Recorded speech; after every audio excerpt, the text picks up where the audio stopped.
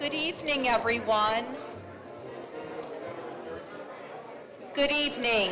Welcome to James Elementary School.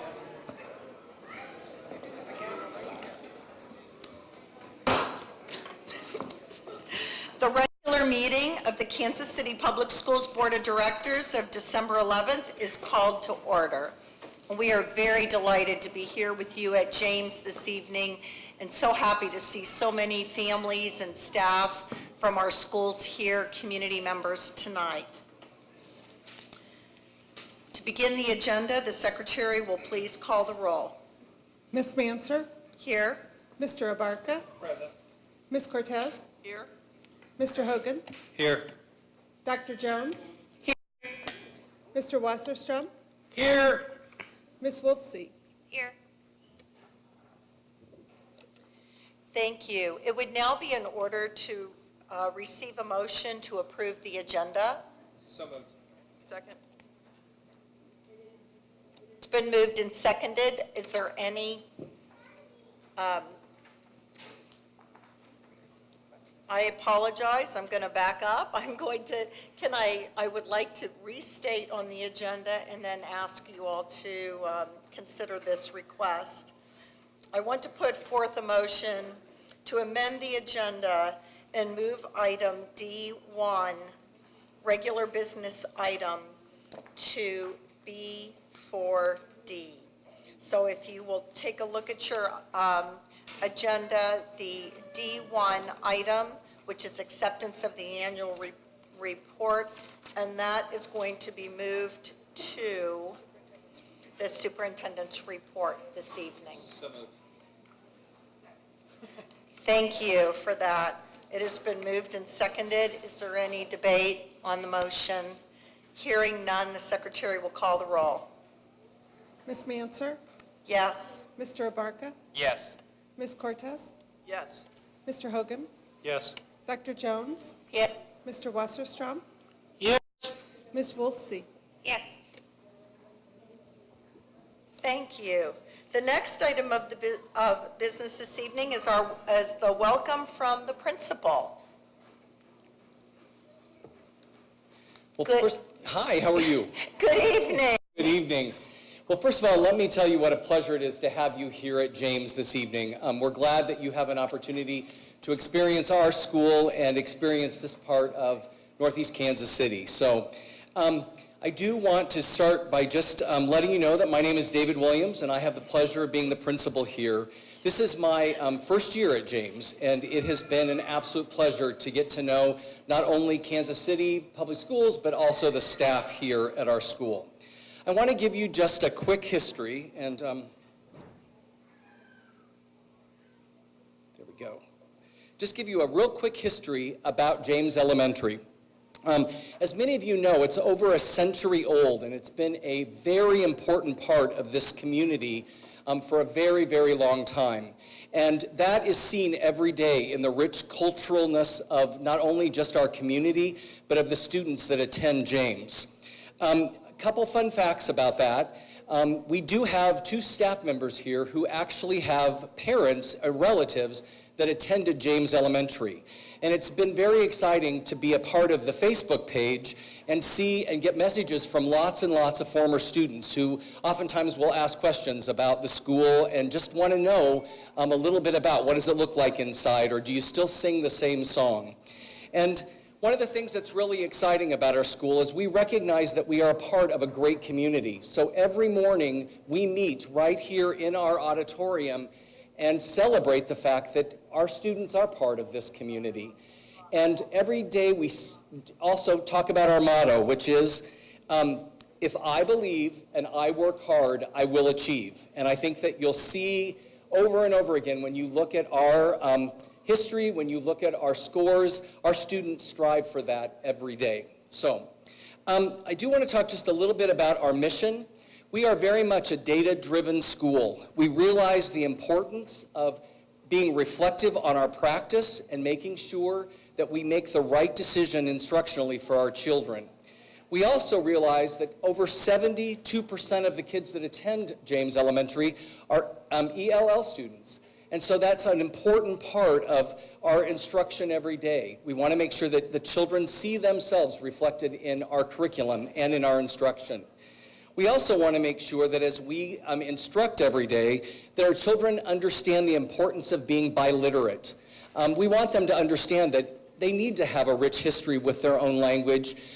We have over 10 languages represented here and over 19 countries represented in our students. And we want them to realize that being biliterate and being able to speak and read in their native language is also very, very important. I want to talk a little bit about our staff, and that's Pillar C, as you know. And I want to stop for just a second, and I'd like the staff members that are here tonight to raise their hand. Collectively, the staff here at James,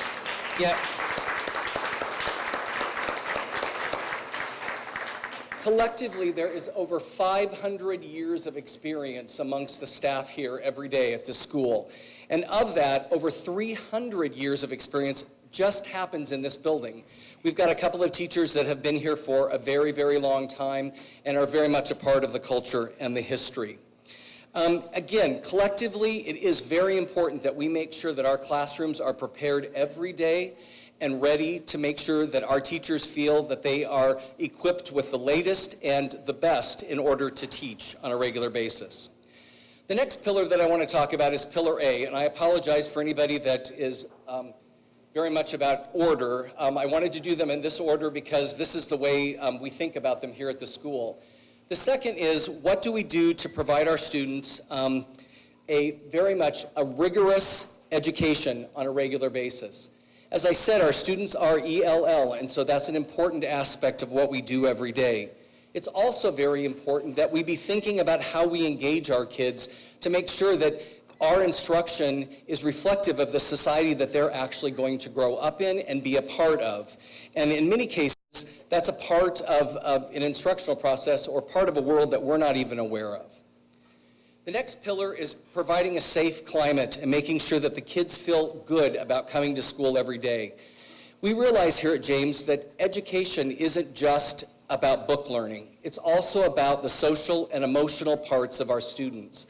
And every day, like I said, we gather here, right in here, so that we can help our children feel like they're just not second graders or fourth graders. They're really a part of a school, and you're a part of a family here at James. You're actually a part of a family that is represented by 100 years of history. And it's really very important that every day our kids feel safe when they come to school, because that's when the learning is going to happen. I also want to take a second to talk about our partnerships. Tonight, while you were busy getting ready for the meeting, we had our SAC meeting, which is our School Advisory Council. We meet every month, and we're very fortunate to have a group of parents. Tonight, it was probably closer to 75 to 100 people that came for our Posada and the celebration of our students. And so I just want to quickly say thank you to all of the parents that are here as well. Thank you. We're very fortunate to have a community that really does support, and you can see up there, they're one of our pillars. I also want to quickly talk about DARE. DARE is an important part of what happens here at our school, and tonight we have Officer Kamino in back, somewhere back there. Officer Kamino? There you are. Officer Kamino did her very last DARE graduation right here on the stage this week. She has been a community partner at our school for the last 19 years, and so I'm going to get a little weepy, but congratulations and thank you. The last thing that I want to point out that you see up there on the slides is that you also see that we partner with Maddie Rhodes, which is our community agency that's just catty corner from the school. They are also not just an important part of our family here, but they're also a very important part of this community, and they provide a lot of support to us here at the school. We have a full-time social worker and a full-time counselor from Maddie Rhodes that are here every day to help support our students as well. The last pillar that I want to talk about is Pillar D, and really that talks about how important it is to be data-informed and work to create an effective and efficient school system. And that's what we're really working on here. You're going to hear a lot of the terms that you hear from a lot of schools. We do PLCs. Our teachers meet once a month. That's an example up there on the slide. But we're also taking that to a little bit deeper level. we're working hard to really focus on our standards and making sure that kids are mastering those standards so when they go to take our MAP test, they're prepared. And again, because we have so many students that are ELL, that takes a lot of prep and a lot of work with vocabulary. We also are using data dashboards and data trackers to make sure that our teachers are doing assessments along the way. So again, we can predict where our kids are going to land and make sure that they're prepared. Finally, we have a problem-solving team that meets once a week to talk about students that we know need extra support. And we all know that those kids are out there, and we want to make sure that we know how to address that and make sure that our teachers also feel that way. To end, I want to say thank you again for coming and being a part of our family tonight. We really are glad to have you here, and we hope that you enjoy. Our fifth graders are going to perform a quick song for you from their DARE graduation, and then we're going to have, we have a gift for each of you as well. So I'm going to have the fifth graders come on down. Give them a round of applause.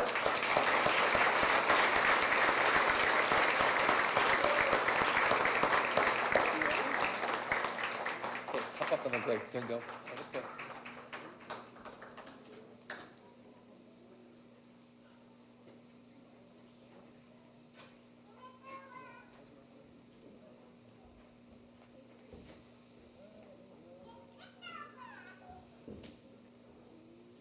They actually performed this week for more people than are here right now, but they're nervous now. So you've got a lot of information out here, okay?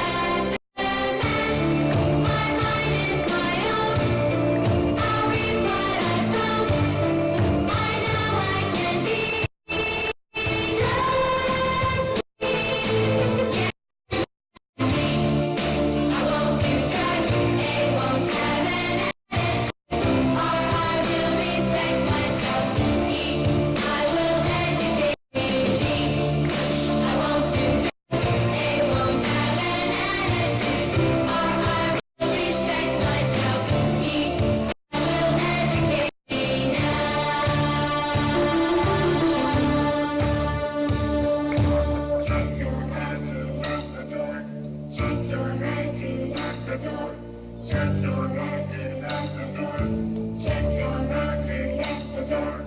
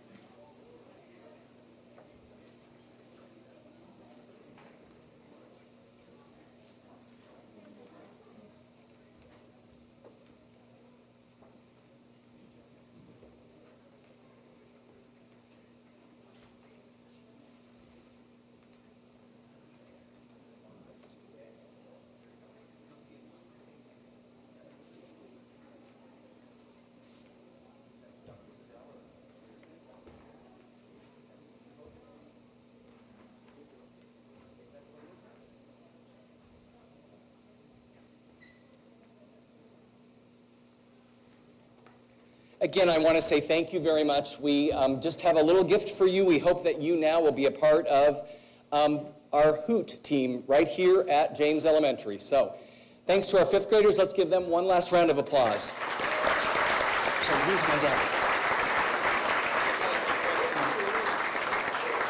Good job, Ezra. Oh, I did promise our one student, my buddy right here, who is our artist. Will you stay right here for a second? He did the decorations that you see up on the front of your podium right there, and also right here, he drew those. So I just want to say congratulations to you. So thank you. Awesome. Come on.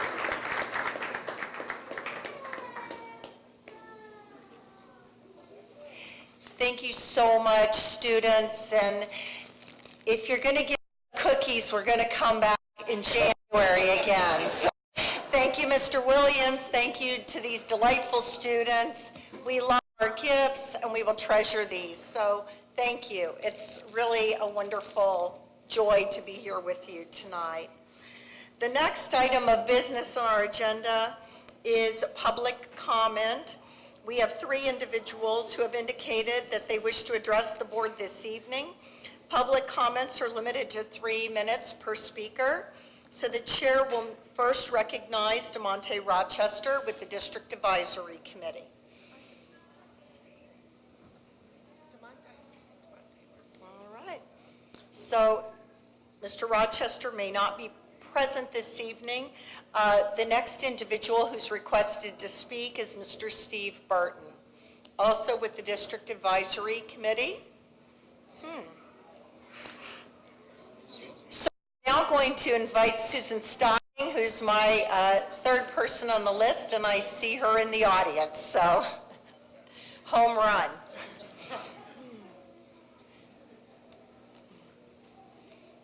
Welcome, Ms. Stocking. Thank you. Good evening, Dr. Bedell. Good evening, Chairperson Manser and members of the board. I come here for a couple different reasons. The first thing that I would like to just do is to give some congratulations to the crew who have been leading the school tours. I want to give kudos to Denisha Snell, Garrett Webster, and Lynn Gehring. Next week is going to be, I think it's the 4th or 5th school tour. And these tours are very interesting. We do zones, we see grade schools, we see middle schools, high schools, signature schools, as well as neighborhood schools. And we have some very interesting discussions about it. I've been on a couple tours with Mr. Wasserstrom. Every time we go on these tours, I have to say that people learn more about KCPS and leave more uplifted and as better advocates for the public school system. We've had the opportunity to tour different schools, including ACE, Central Middle, and Lincoln. And one of the tour points for Lincoln Middle was the 1-to-1 computer-to-student ratio. Students are able to pass through the hall without textbooks and are also allowed to take the computers home with them. While the middle school students aren't allowed the hotspots, they can use them going to and from school using the Wi-Fi now available on our buses. However, this is not the case for other middle schools in KCPS. The KCPS Board Policy 0.0 states that educational equity is the intentional allocation of resources, instructions, and opportunities according to need. We recognize that based on factors including but not limited to race, ethnicity, disability, gender identity, national origin, language, and socioeconomic status, students may be deprived of equitable educational opportunities. It's the commitment of the KCPS Board to foster a barrier-free environment where all students have equitable access to an excellent education within our schools. And to achieve this, it's critical and necessary to understand and work to eliminate discriminatory practices, prejudices, and beliefs that result in fewer educational opportunities and persistent achievement gaps for particular demographic groups of students. Clearly, we have a gap in the allocation of resources in our middle schools. In addition to the gap in the computers that are being allocated, we have different uniform policies. And that creates a perception, especially when students are touring schools, that certain students are given more privileges than other students, and we need to be active in eliminating that. As a district, we have to confront inequity wherever we find it, and the allocation of computers as well as the different uniform policies should be addressed in the upcoming school year. Thank you. Thank you, Ms. Stocking.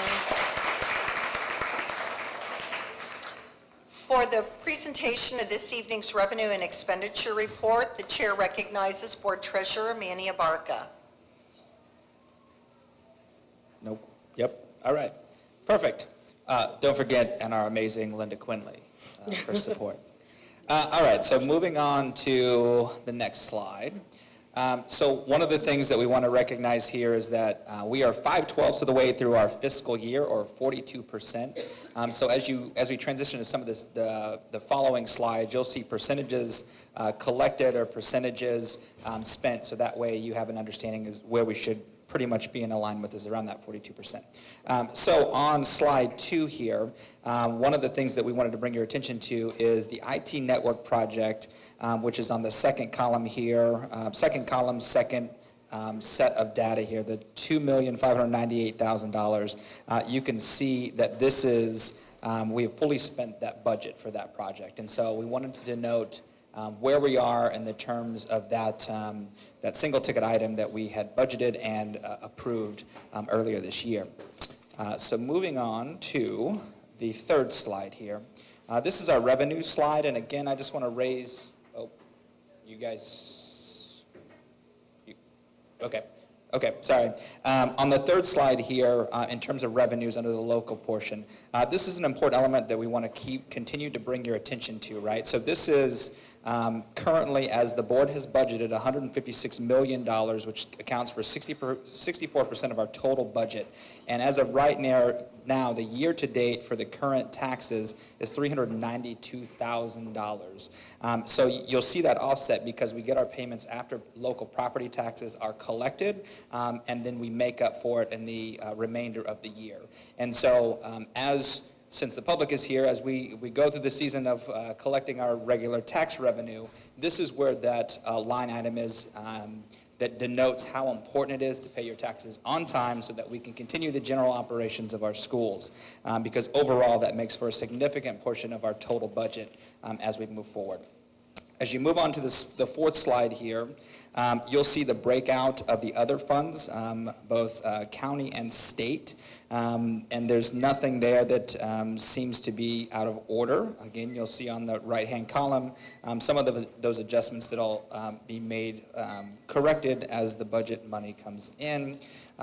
Continuing on to slide 5, again, this is the federal dollars that we collect, which similarly is revenue that's collected in the lump sum process. So you'll see a total of 12.4% collected as of right now, but those revenues will come in after the first of the year. So calling again your attention to this pie chart here, you'll see the local the local funds, which is the county property taxes, is the largest significant portion of our budget, and thus the local property tax issue is one that very much affects the dollars that we're able to expend on our students and in our classrooms. Moving on to slide 7 here in expenditures, you'll see that right now the largest line item for an expense that we have is salary and benefits. And so we are currently at 58.4% total year-to-date expensed on salary and benefits. So continuing on to slide 8. As Linda and her amazing team continues to break out some of these expenditure codes, you're going to see some changes. And so Linda so graciously pointed out to us this round that the code 6311 has been broken out from the larger 6312. And so that 6312 line you'll start to see shrink as you start to see new line item codes grow or be broken out more. So those funds they're not new funds expended as much as that $3,434,000 figure is going to adjust, decrease, and be spread out a little bit. Linda's jumping ahead of me. That's Sorry. okay. So you'll see those new budget codes. One thing that you'll see tonight, we are asking for approval in the consent agenda, the daily rate of pay for subs, but we believe we have adequate total funding budgeted for this year, and that's line item 6328. So you'll have seen that within your board packet previously. So that's where that line item will come from.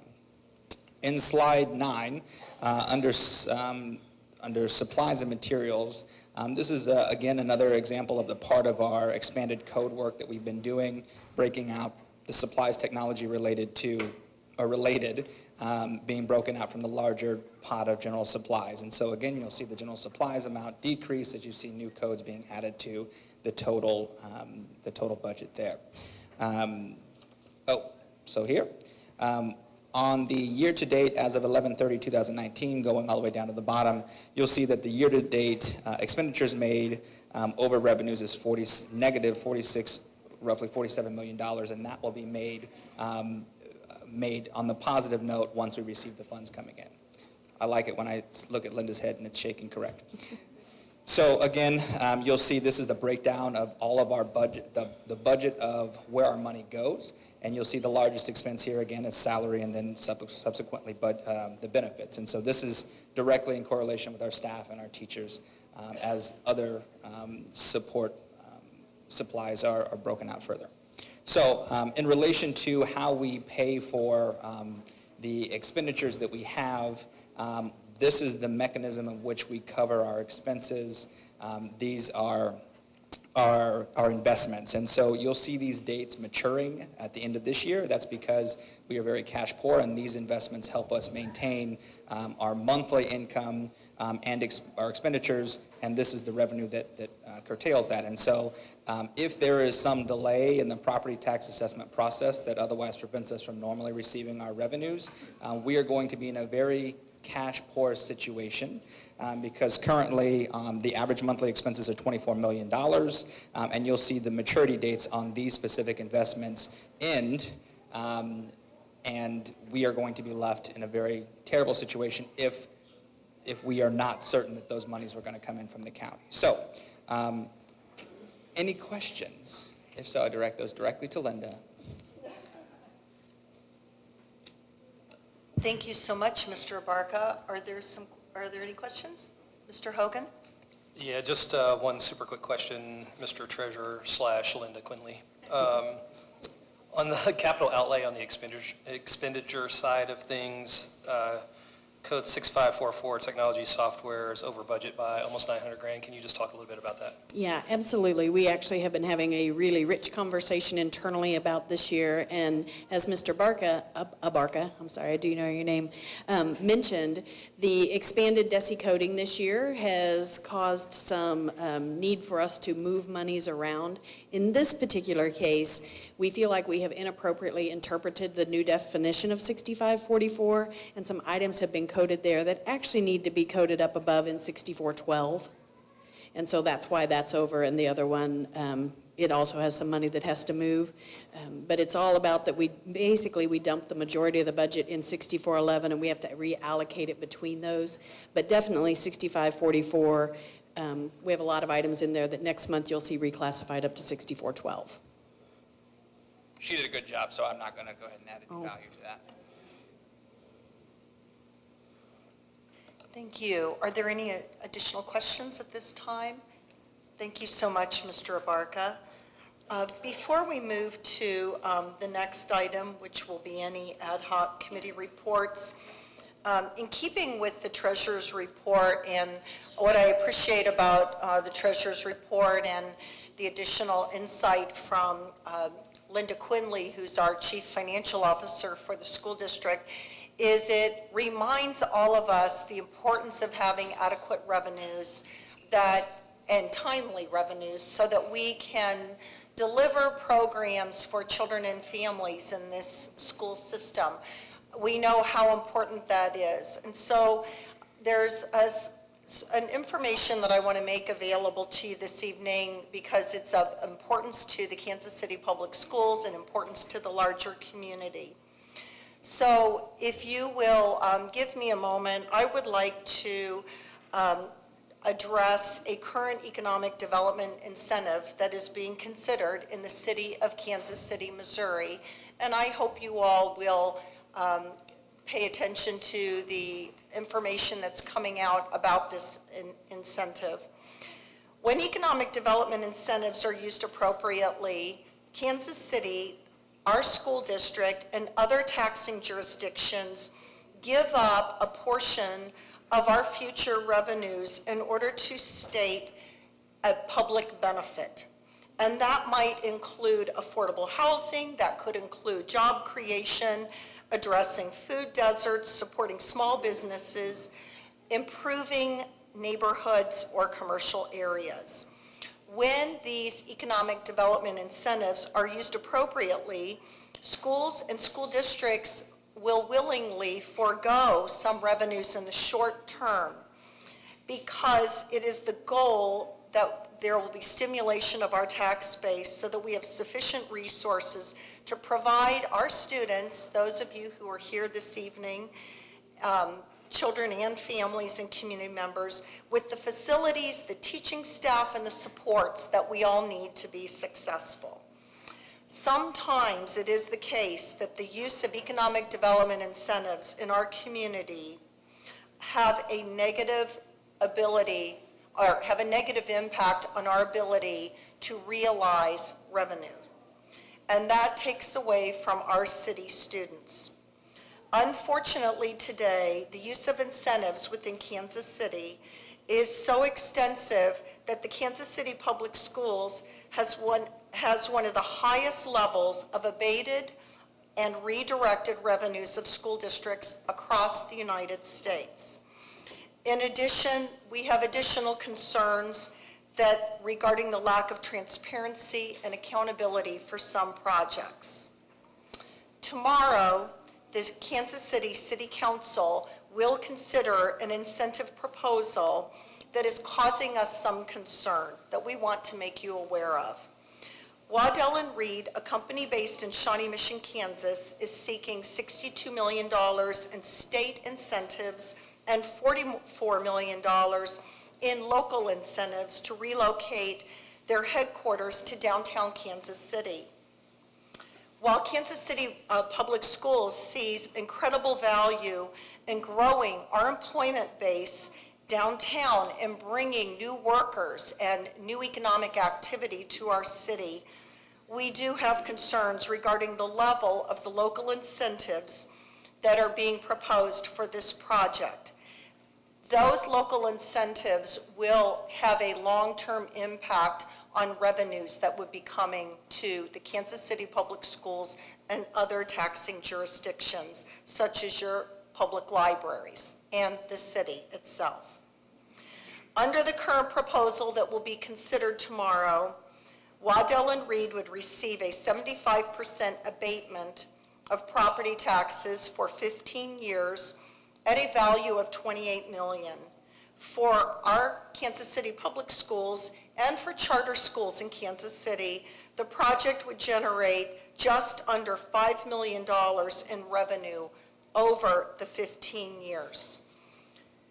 At a 75% abatement level, schools would give up more than $900,000 a year and almost $15 million over a 15-year period. So, as I stated earlier, we have concerns about this specific abatement request, and we are asking the mayor and the city council to strive to find a compromise that does not restrict the revenues that the taxing jurisdictions like our school district need to operate fully and deliver the best education that we can to all of you. The Kansas City School Board has a fiduciary responsibility to our students and families and our community, and we feel it's important that our constituents, those of you who are here with us tonight, understand that we are making an urgent request to our elected officials for fairness and transparency in how the city approaches tax incentives. And we are also asking that when they make their decisions tomorrow, that the elected leaders only incent the amount of money needed to fully complete this project. You will learn more about this from the Kansas City Public Schools and also from the local media We are actively engaged in conversations with our elected leaders, and we encourage you to make your voices and concerns known. So I appreciate your patience, and I wanted to make you aware of an issue of high importance to us. With that, I don't know if there's anything any of my colleagues would like to add. Mr. Abarca? Madam Chair, I'd like to refer your comments as a resolution from the board and make a motion to take a vote to solidify that as a resolution from the board. Second. It's been moved and seconded to take these comments that I delivered this evening as a resolution of the Kansas City Board of Directors. Is there any discussion of this motion? Hearing no discussion, I will ask the secretary to please call the roll. Ms. Manser, Yes? Mr. Abarca, Yes. Ms. Cortez, Yes. Mr. Hogan, Yes. Dr. Jones, Yes. Mr. Wasserstrom, Yes. Ms. Wolfsey. Yes. Thank you so much. The proposed resolution passes. Thank you, Mr. Abarca, for your recommendation.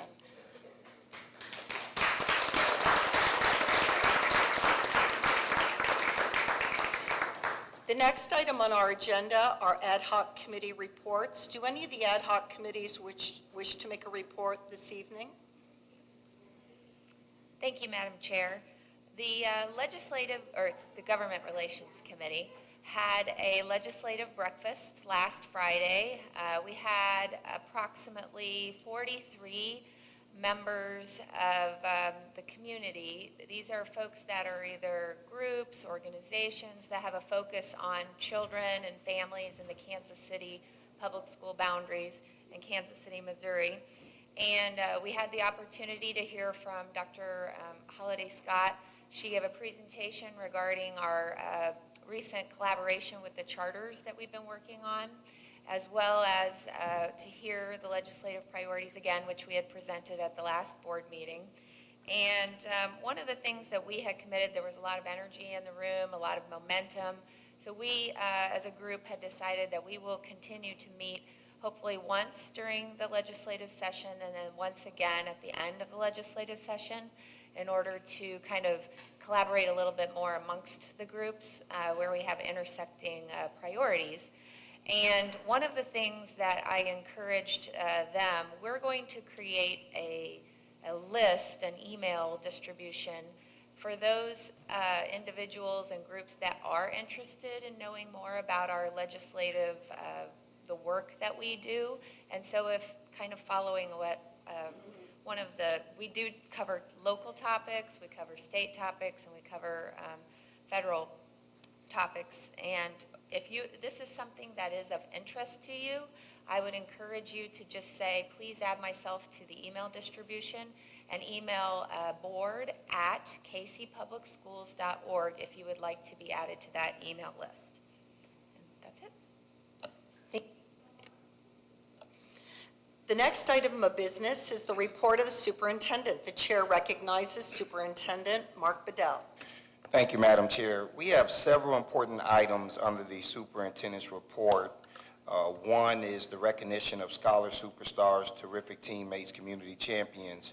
We'll have a video highlight that focuses on our enrollment process. And prior to that video starting, I'd like to make a couple of comments about our opening of our enrollment season that took place on last Thursday.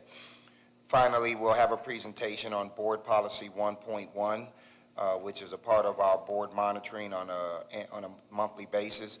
The focus will be on our academic progress report, and so I know that many of you have a lot of things that you need to do tonight, but I think it is important that you, if you can, at least stay and hear how the district is performing and what areas we are doing well in and what areas we need support from the community as we continue to advance the interests of this school district academically, but also socially and emotionally. So I want to start off at this point with our recognition of our scholar superstars. And Ms. Wachel, we're ready, and I think we'll go get up.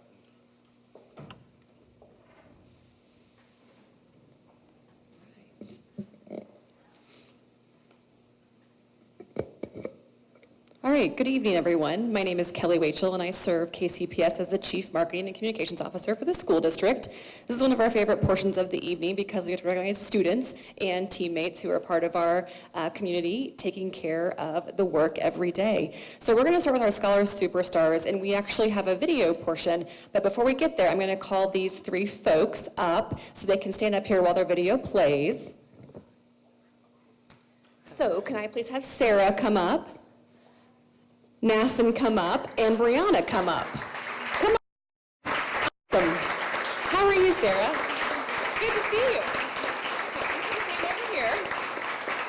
Nassim, good evening. And Brianna, how are you? You're one tonight. You're gonna be awesome. All right, we're gonna watch a quick video about these Scholar Superstars. Sarah's, by every stretch of the imagination, a great choice for the Scholar Superstar Award. Several attributes come to mind when I think about Sarah. First and foremost, her work ethic. I don't think I have witnessed a student work as hard as Sarah, or at least my recent memory, as I've been teaching for 20 years. Simply put, she strives for perfection, and hands down, she knows what it takes. Nathan is the ideal model student we have here at East. He takes things very seriously. Everything he touches, he wants to make sure that it's done at his best abilities. Nathan is in the Water Management Systems program, and recently in November, he took the wastewater exam administered by the state of Missouri's Missouri Department of Natural Resources, and he attained a passing score, which makes him the first senior in the United States to achieve the certification award. Brianna Perez is an awesome student. This is her first year at Wendell Phillips, but ever since she's been here, she has been thriving. She has made friends. She has achieved academic and behavior success. She is a part of student council, where she is the sergeant at arms. She has also won the art contest through the district for Hispanic Heritage Month, taking second place. In anything that we do in this classroom, she's giving her best, and she's striving to just be the best person she can be, and she is a key essential person for room 129 in Wendell Phillips Elementary. Yay!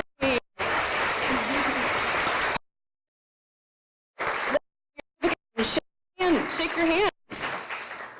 I'll give these to you to hand out to these fine students, and we'll take your picture. Congratulations.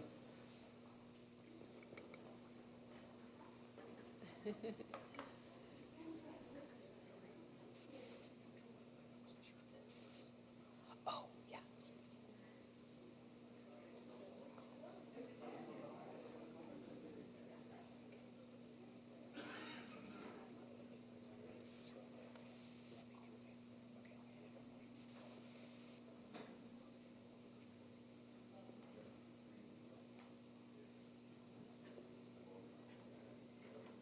While we're taking a picture, Nason was featured on our social media platforms this week and got a lot of engagement. So Nason, congratulations again on your national award.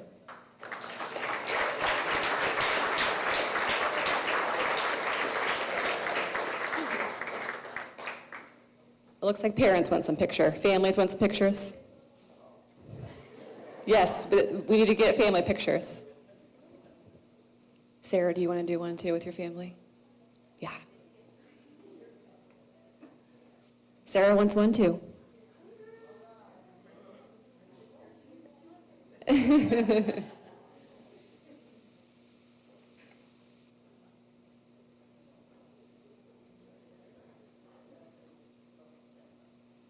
Excellent. All right. All right, did we get them all? Congratulations again, students.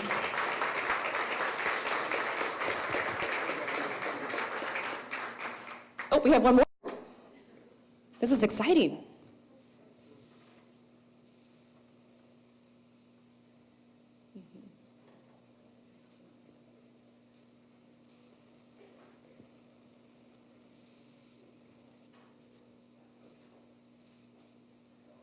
right, congratulations. Dr. Bedell, Ms. Mann, Mr. Barker, I'm going to come up here, and we're going to do our teammates next.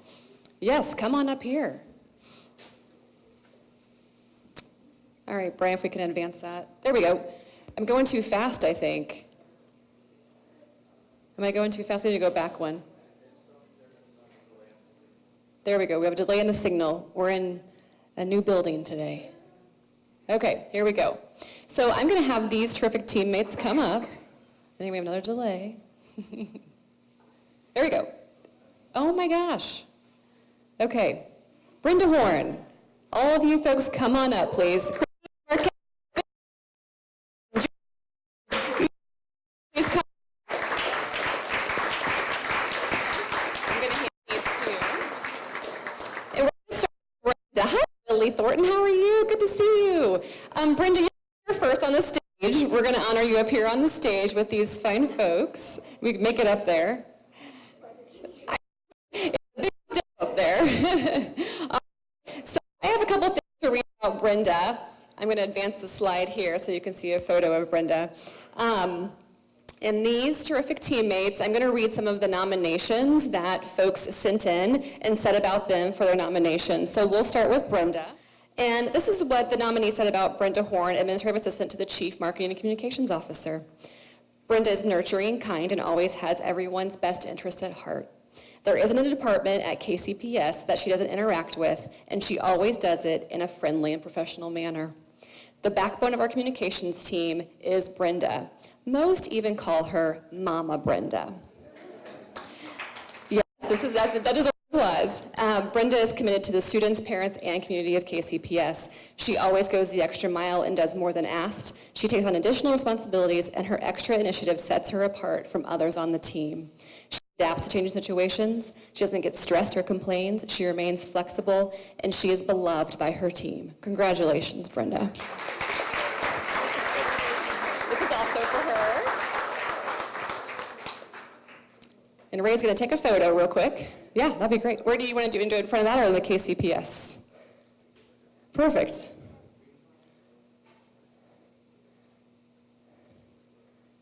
Excellent. Congratulations again, Brenda.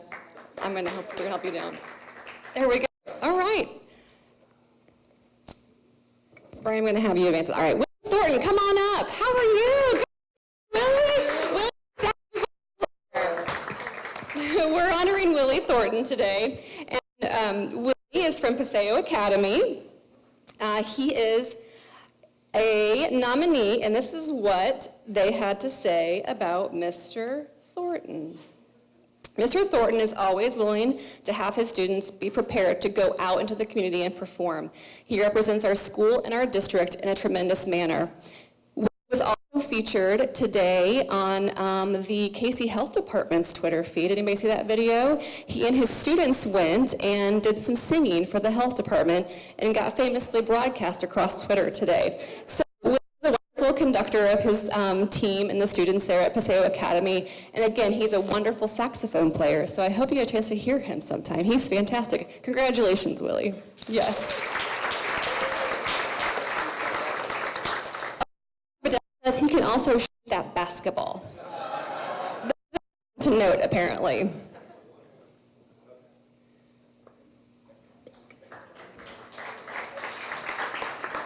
Congratulations, Willie. Yeah, we'll grab those as we go too. Yeah, perfect. All right. Next, we have Christina Marquez. Hi, Christina. Come on up. All right.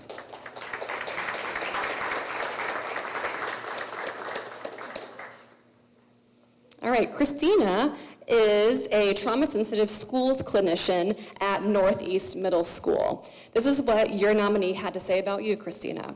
Christina is always going above and beyond her job responsibilities to help the students and families that she serves. Along with her regular responsibilities, she has accepted a practicum student from Park University and mentors and teaches them the role of being a social worker in the school district. She serves on a couple different committees, and she has recently started an after-school program about street arts. She's very knowledgeable about her job, and she's always willing to assist her coworkers and her students. Congratulations, Christina.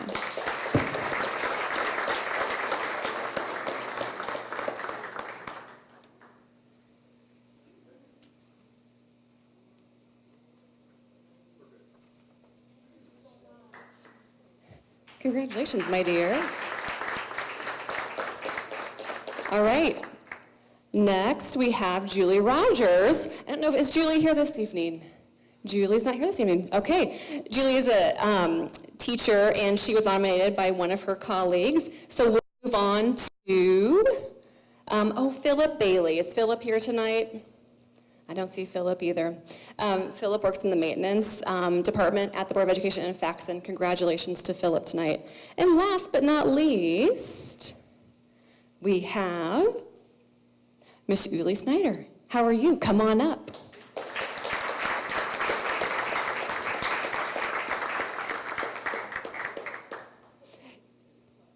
Uli is a teacher at Gladstone Elementary. She's an ELL teacher. And Miss Schneider goes above and beyond every day. She runs a blacklight theater team without being paid. She buys the materials and makes all the props with the students. She stays after school countless nights to do this. She has at least 2 performances a year. She also leads the access testing team, serves on our leadership team, and co-teaches 3rd grade ELA. She does an excellent job of always being prepared with her teaching and takes it very seriously. She will step in whenever and wherever she is needed and will do it with a smile. She motivates me and makes me a better person. I'm so happy I have the opportunity to work with her every day, as said by a colleague. Congratulations.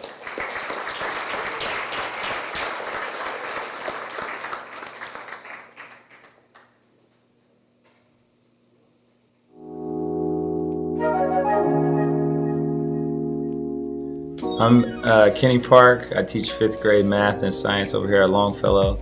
And I nominated Dr. Ballard for the Outstanding Administrator because just seeing the transformation over here since I've been here for the last 2.5 years is night and day. Just seeing the staff, culture, and climate, seeing how the kids come in and how all the kids respect and want to talk to Dr. Ballard, how our building has just transformed from a place that was not super effective to a place that's very, very effective now, and how she empowers all the teachers and she empowers us to work together and do what's best for students.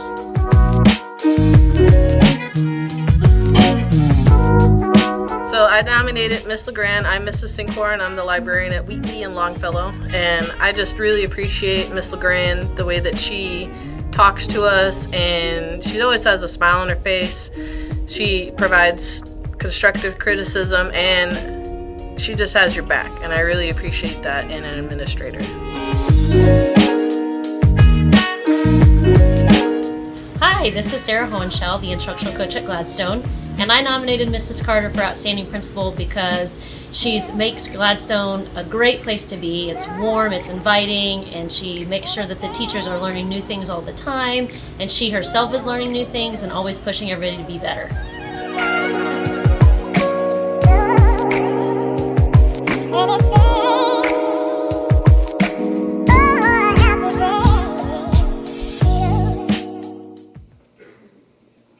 Ray's doing great tricks to get the right angle here.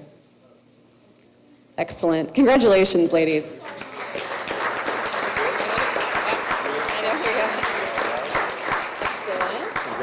Congratulations.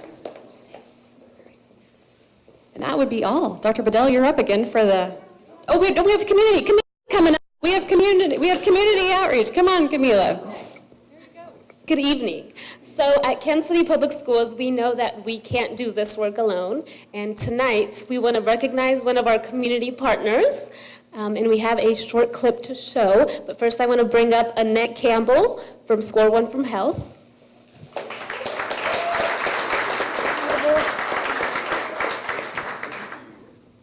Kansas City Public Schools honors community partners that upholds a legacy of service through trusting relationships and a passionate and unwavering commitment to the whole student. Score One for Health is the embodiment of this honor, focusing directly on addressing disparities in access to health care for students and families in the Kansas City metropolitan area for more than 20 years. Score One for Health is a community project sponsored by the Kansas City University of Medical and Biosciences. Medical and other healthcare students have provided health assessments to include blood pressure, height and weight, dental, vision, and physical assessments to our students in multiple KCPS elementary schools.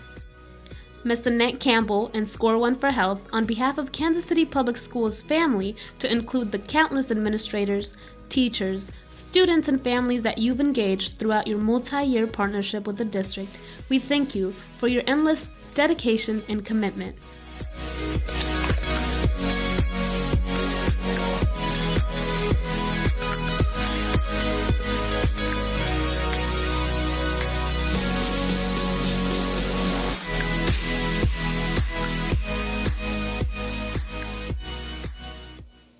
Ms. Campbell, do you want to say a quick word? Do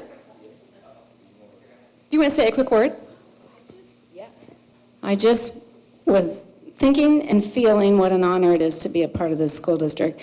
Score One has been involved in Kansas City, Missouri Public Schools since the year 2000. We received our first grant from the Kauffman Foundation when we first partnered with KCU, which is a Northeast neighborhood partner. And it was just really exciting tonight to be here among so many of our school partners and see so many familiar faces, hear so many schools that we are involved in being recognized tonight. We are honored to promote health and wellness with the students of this district because we know, as everyone here knows, that it's tied to their educational success. So we're just very honored to be a part of your district. Thank you very much.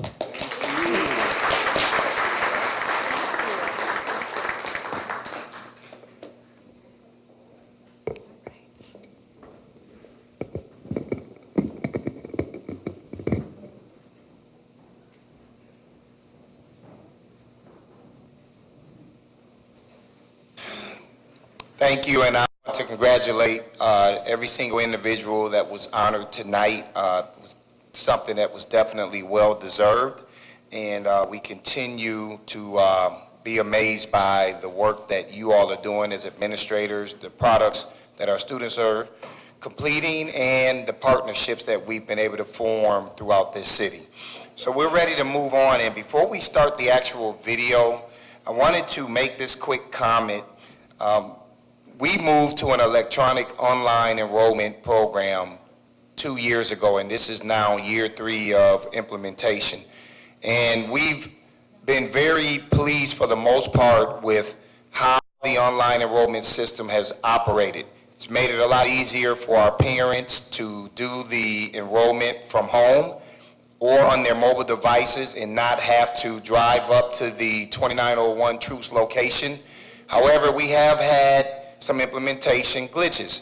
And this year, we had about 78 families that were impacted where we had I don't know if it's a geocode, but some type of error that would not accept their address, even after we had tested the product. And we have one of our DAC members here, Susan Stocking, who spoke, who actually tested the software, and it worked. But on the day of release, we had about 78 families. I want to talk about how proud I am of their patience, the customer service from our team, and there was a tremendous amount of teams that came together to make sure that there would be no integrity issues as far as when people had applied and at what time, so we time-stamped everything. We were able to solve all 78 of those concerns, and our parents are very happy about how the process is played out.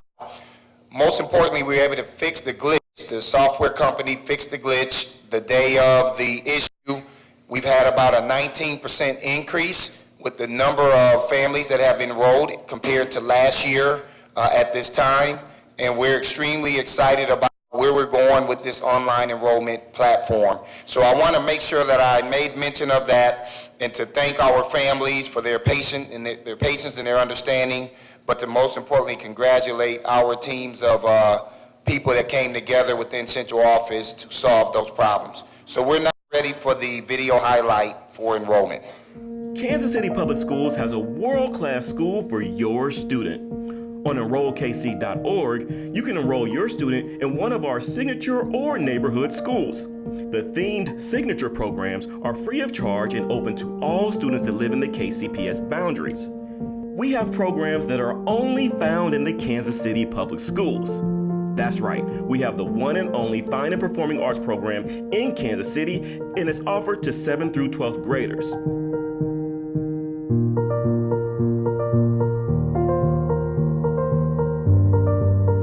We have the only African American history and culture program in Kansas City offered to K through 12th graders.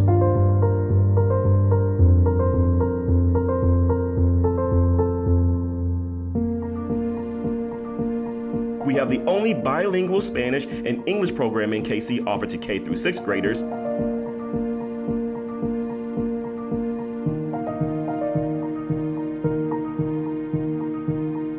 The only primary years IB program in the region, and the only full immersion Mandarin and Spanish program for K through 8th graders.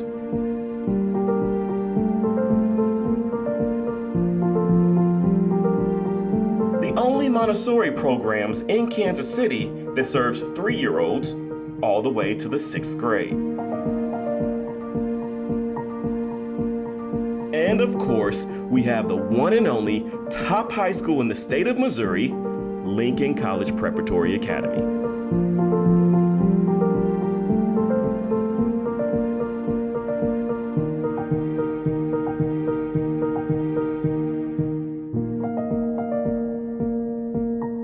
While those signature school programs are offered to everyone who lives in the Kansas City public school boundaries, if you're looking for a quality school in your neighborhood, you can find that in KCPS as well. Just visit enrollkc.org and click on the Search Now button and enter your address.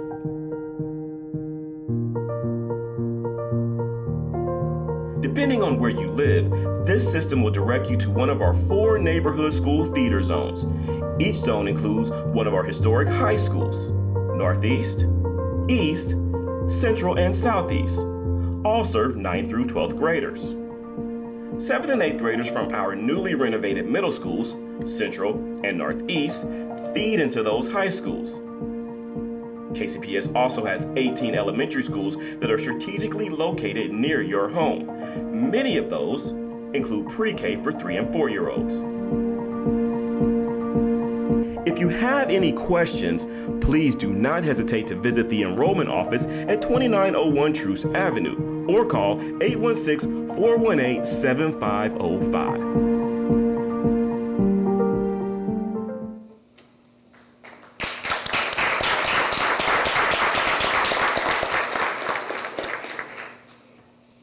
All right, real quickly before we go on to the next item, we have some students here from Lincoln Prep who are part of the math relay. So if you guys can come up, that would be wonderful, please. And I think their math instructor is here as well. Is that accurate? We're going to have him speak a little bit about the math relays and why the Lincoln Prep students are here tonight.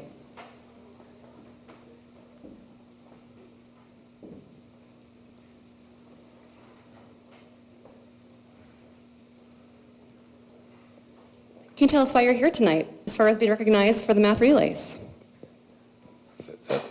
Normally, I don't expect to talk today because someone's supposed to present this today.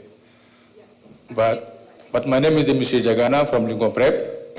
I am the sponsor for the math relay at Lincoln Prep. And in November, we went to the math competition. Over 500 students coming from 25 schools and 6 to 7 school districts. And Lincoln got the first place for the math. And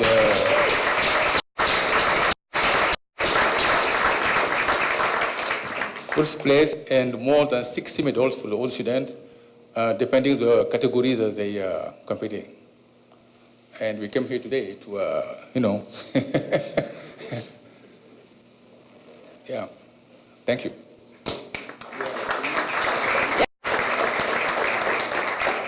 Come on up here for a photo. And again, math superstars from Lincoln College Academy participating in the math relays. If you're a parent and you want to stand up as well, you may do so. Congratulations.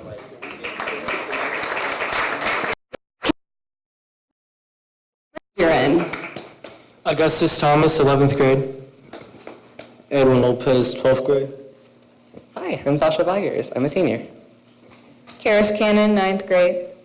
Peter Jessic, 9th grade. Maggie Lyle, 9th grade.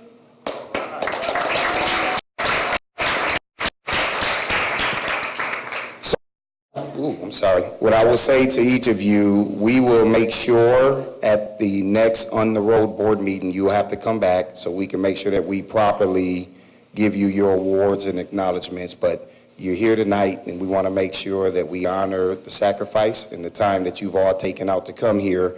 But most importantly, we're very proud. I think we have done extremely well in math relays all 3 years that I've been here as superintendent, and we want to continue that legacy. So I do want to congratulate all of you in front of everybody here tonight.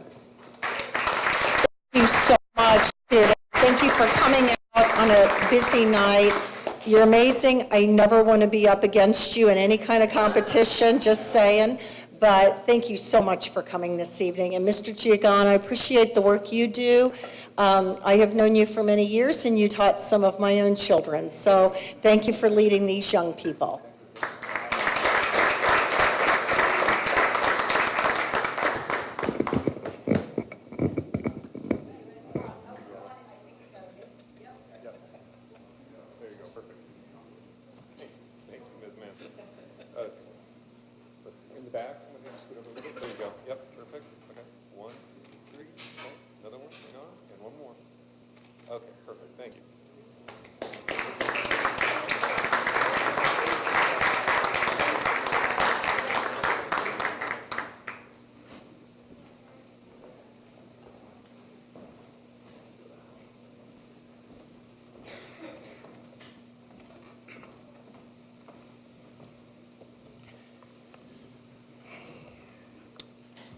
All right, so at this point, we're ready to move on to our next item, which is our Board Policy 1.1 and our academic progress update.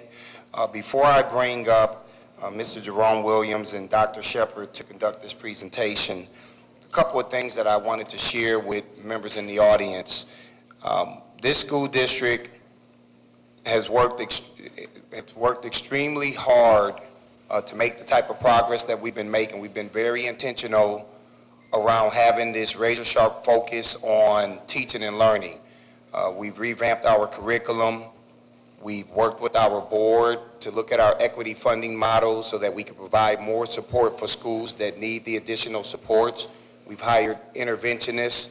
The state has moved and has shifted on assessments pretty much every single year that I've been here. I have yet to have 1 year where we've tested in math, reading, science, and social studies, and then have the second year have all 4 of those subject areas test under the same generation of assessments. So it's basically been a moving ball or a moving goalpost. And the state has moved to a much rigorous assessment. What I can tell you is that while we have been introduced with rigorous assessments, our school district has continued to close gaps against the state, 2 consecutive years of closing gaps against the state in math and reading, and you'll see that in a few minutes, in addition to while the state is regressing on a much more harder assessment. You will also see in science, we have not scored points in science since 2014. On a much more rigorous assessment, we were able to score 8 out of 20 points. So what we're doing academically is paying off and is paying dividends. However, what you will also see in this report is that we continue to struggle with attendance. And what we do know is that the students who come to school daily, those schools are actually performing, and they're outperforming the expected growth targets that the state has placed on students. You will also see that. We need help with attendance. As I've sat here and I've shared with people multiple times, I don't have the magic potion. I said that in 2016 when I signed my contract. The potion lives within this community. And if we do not figure out a way to get our students to come to school and attend school on a daily basis, we then get hit on so many different fronts. Because the kids who don't come to school, it lowers our academic performance, it lowers our subgroup performance, it lowers our attendance rates, of course, it lowers our college and career readiness indicators, it lowers our graduation rates. When they don't come to school, it impacts our funding. So that's 2 hits. And then you take a 3rd hit when you utilize attendance as a part of the APR calculation formula and you don't get any points in that, that then hurts you on 3 different fronts. And this is the first state that I've worked in where attendance is a part of the actual academic calculation on how you get your accreditation status. So we know that attendance is critical and is very important and we need help. But what I will tell every single one of you all is I said to our board on November 2nd, 2016, that I felt that we were 4 years away from being a fully accredited school system. So all that we've been doing has accelerated the growth that we've been making and the progress we've been making in this school district has contributed to us getting a substantial amount of points in our academic indicators, but we still are a year ahead of where we are. We're not quite there yet. If we get those points in attendance, I can sit here and tell every single one of you, we are talking about being in a fully accredited school system. I can also assure you that when you look at our performance and you think about how we're performing with our student population, we're doing better than many school districts across the state of Missouri, and the data will support that. And so I'm very proud of the work that our teachers are doing in the classrooms. I'm very proud of the work that our administrators are doing, the focus that we have in this school district, and I can tell you, bright days are here. Bright days are ahead for us. There's a lot to be proud of. There's a lot to celebrate. We'll continue on this path, and I promise you that if we have this focus on getting our kids to school, we will see even bigger gains academically, but then that raise in attendance rates will definitely assure that this school district can hit accreditation and will stay there. So at this point, I'd like to bring up Mr. Jerome Williams, and he's going to go over our APR report. And I just want to remind everybody, the state changed the reporting mechanism. There is a new report card that the state has put out.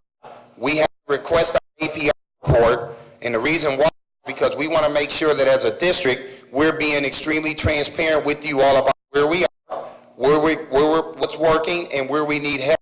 So at this point, we'll go ahead and get into our Board Policy 1.1 APR update. All right, thank you, Dr. Bedell. Good evening. My name is Jerome Williams, and let's see if I can get this fixed here. All right, I work in the Accountability Research and Assessment Office. As Dr. Bedell stated, I'm going to talk about the APR tonight. The APR stands for Annual Performance Report, okay? And the APR, what's in the APR is based off of performance standards, which are then used to review school districts for accreditation status, okay? We're gonna focus on Board Policy 1.1, High Achieving Critical Thinkers. All scholars will demonstrate proficient or advanced performance on state assessments. All scholars will demonstrate literacy, numeracy, and critical thinking skills at or above grade level. We'll look at quite a bit of data today, and it will be structured just like Dr. Bedell stated. You will look at performance, school district versus the school district, SY 18 to 19. We'll look at our performance compared to the state. We'll also look at some longitudinal data that shows the audience where we've earned our points. 7 years worth of longitudinal data, and then we'll look at the new summary report that the state actually is going to, or actually already has released.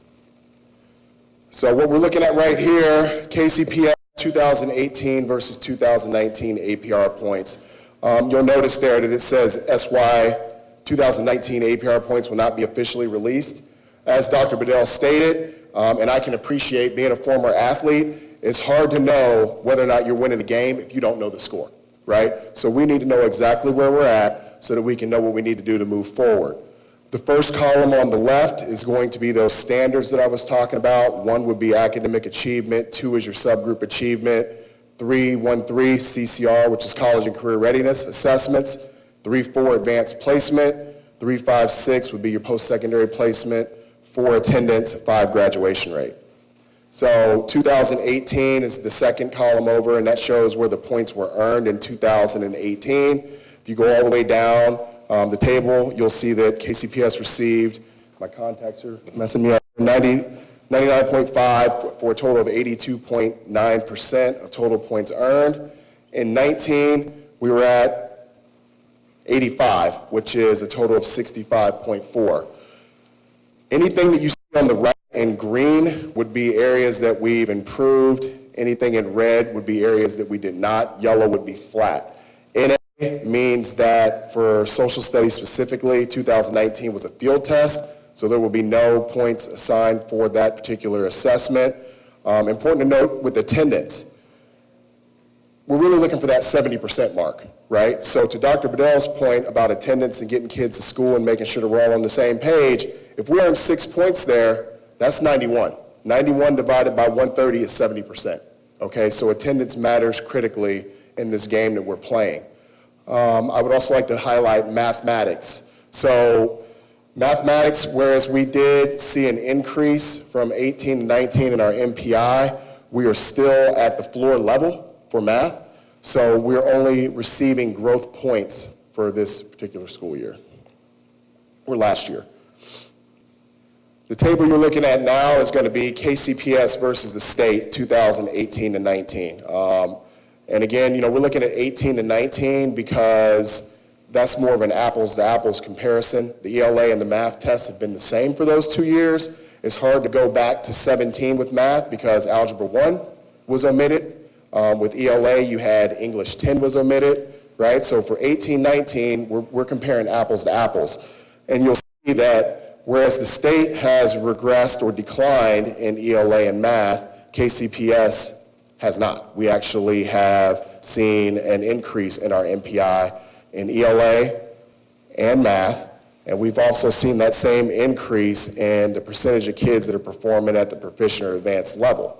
When you look at science, there was no 2018 assessment. That was a field test as well, so we had to walk it back to 17. So you're looking at 19 to 17, and you'll see that the regression for the state is actually higher than the regression for KCPS. Again, a much tougher test, and you'll see the same data reflected there in the percent of kids scoring at proficient and advanced level, state versus KCPS. So this is kind of what I'm talking about, the longitudinal data. You know, again, it's hard to look at MPI over the course of 7 years, but you can look at points. And so if you start in the far left column, second column over, that's SY 2013 all the way to 19. You'll see that in 13, 0 points in ELA, all the way up to 19, we've got 20, right? So that's a huge gain in ELA. The other thing to note here is that we've excluded hold harmless, which hold harmless in the past would allow you to carry over the higher total that you had from a previous year. We're looking at what we earned year to year, and you can see that we have increased in ELA, we have increased in math from 13 to 19. Science, this is the first time we've received points in science since 2015, huge win. And social studies, again, is tough with 19 because it's a field test. This is basically the same data, just broken out in a bar chart so you can kind of see the trend a little easier. Again, ELA is on the top. Standard 1 and 2 is going to be, again, standard 1 is academic achievement, 2 is your subgroup achievement. And just to provide some more clarity on subgroup is going to be free reduced lunch, your ethnic background, SPED, and your Ls, which are English language learners, are all going to be included in that standard number 2. So we've got ELA on the left, math on the right, and then science on the bottom there. So MSIP 5 ELA summative, we also decided to kind of break this out by school level. So you're looking at elementary, middle, high, and district. SY 18 will be in blue, SY 19 will be in orange. As you can see, we've had gains in elementary and middle school levels. For the purpose of this report, if it's a K-8 building and they have 7th and 8th graders, we're just counting them as middle school, right? So elementary school would be 3rd through 6th, middle would be 7, 8, high would be 9 through 12. The other important thing to note is that you see MAP up there, which stands for Missouri Assessment Program. That's going to be your 3rd through 8th graders. And EOC is going to be your end-of-course assessment. So for ELA, it's going to be kids that are taking English 2. You'll also notice that we have a dip in high school. And, you know, Dr. Shepard's going to talk a little bit after me about, you know, some of the strategies and initiatives that we've got going on at our various levels that are going to help to increase academic performance really at every level. Math, again, same breakdown, elementary, middle, and high. you'll notice that again, we saw a pretty significant decline at the high school level. I will say with math, again, you're looking at 3 through 8 for MAP, and for EOC, you're looking at Algebra 1 and Algebra 2. We did take a pretty significant drop in Algebra 1, and that's actually about 16% of our tested population in math. Okay, just for some context around that. You will have occasionally some 8th graders that will take the Algebra 1 assessment because they're taking that course in 8th grade. And in that case, the student in high school would take the Algebra 2 assessment, and we did see some positive gains in Algebra 2 from 18 to 19. This is a look at science. Again, we're only going to look at SY 19 just because, again, it was a field test in 18, elementary, middle, high. Also important to note here that with science, you're only looking at tested grades in 5 and 8, and then in high school, you're only looking at biology. That's the only science assessment that you're going to get summative for high school. So right here, this is going to be the new report that DESE has highlighted and put out for districts and public and whomever to look at. It's going to be slightly different than what you're used to seeing. Again, points aren't going to be added to this report, but I think the theory is that it was easier to read and people could digest it better. So you'll see the indicators on the left, 1, academic achievement. You're looking at ELA, math, science, social studies. 2 would be your subgroup achievement. The first set of horizontal line graph, bar graph there is going to be your growth expectation. With growth, we're talking about paired tests, right? So you have to have 2 tests in order to fall into this growth measure. The second metric there is going to be your status measure, and that's going to be your MPI, which is your MAP Performance Index. That is a 3-year average. You'll see there that metric is right there in the middle, and then on the right is going to be your progress measure. And progress is looking at normal curve equivalence, and it's looking at the percent of change in MPI from year to year.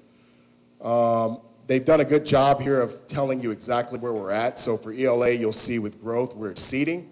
That's that far blue shaded area there. For math, we're on track, right? If you go over to the next side, for status, we are approaching. For math, we're at the floor. I believe we're 233.1. The floor for ELA is 251.4. The floor for math is 235.8. So we're at the floor there. And then in science, we're at the floor for status. If you go all the way to the right, that is going to be your progress metric. And, it's kind of hard for me to see that there, but you'll see we're at the floor, ELA, approaching for math, and science, we're on track.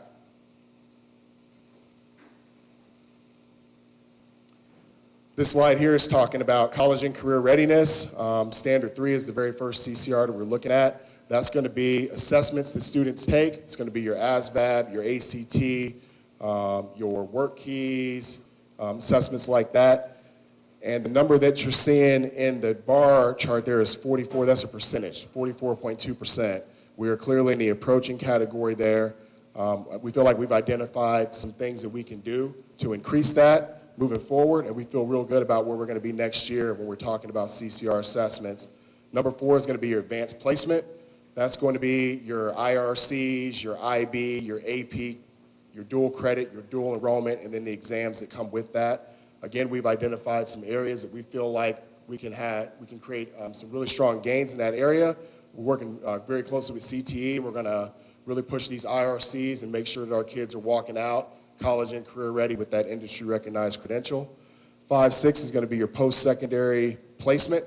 That's a 180-day follow-up on all of your graduates to see if they're in a 2-year school, 4-year school, military, working, things like that. Number 4 is attendance.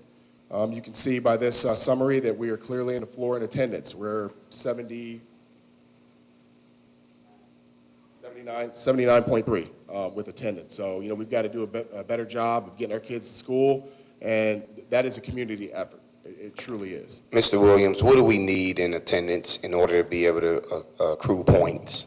We're going to need approximately 82.5% in order to accrue points in attendance. So you're talking about an almost 5% jump right now. which means that we need all hands on deck. And again, if you go back to the point total for the school district, earning points in attendance will positively impact this APR, period. There's no way around it. Standard 5 is going to be your graduation rate. Districts are able to receive the highest point total for whichever cohort is the highest. So you've got your 4-year, your 5-year, your 6-year, and your 7-year graduation rate. So now goals for APR. So again, reading, 2018, we're at a 259.3 as a district. 2019, 260.8. Our goal for 2020 is going to be 270. That will keep us in that approaching area for status, but we will earn 15 points if we get a 270. For math, 225, 228.2. We get a 255 in math, we will receive status points, which we lost in 2019, and then we will receive growth and progress points for a total of 16 in math. For science, we're looking at a 260. A 260, we would still be at the floor, but we will receive progress points in science, which would be a total of 12. So now I'm going to turn it over to Dr. Shepard.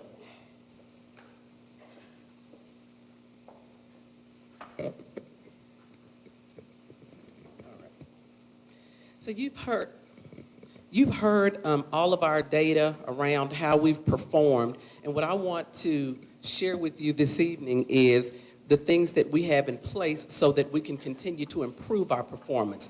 It is our goal to give Kansas City a fully accredited school district, and we will not stop until we get that fully accredited school district. And so I want to go over some of the things that we're doing in order to get us there. So when we look at, I want to point you back. We've all talked about Richard L. Moore's instructional core in the past, and this is still our framework. There are 3 things that must happen in order for us to move student achievement. The first is we raise the level of content where students are taught, and that is the curriculum. We have a viable and a guaranteed curriculum in place, and it is our goal that every teacher utilize that curriculum in order to teach our students because it is standards aligned. The second, we increase the skill and knowledge that teachers bring to the teaching of the content, and that happens through professional development. We focus a lot of our efforts on professional development in the summer and throughout the school year so that our teachers can be rich in knowledge and skill in what they deliver to our students. Then the third is increasing the level of the students' active learning. That is task predicts performance, making sure that the tasks that actually happen on the day-to-day inside of the buildings is aligned to the standards. And we will talk about depth of knowledge in a second because I do want you to understand why it's important for teachers to understand what depth of knowledge means so that they can adjust their instruction so kids are able to perform well. And then you see the principal sitting there in the middle of the instructional core because the principal is the only person that can influence all 3 areas of the instructional core. And so a lot of our academic framework and our theory of action is around the principal and what we actually do with the principal. And so some of the premises that we operate on are effective principal leadership is our focus.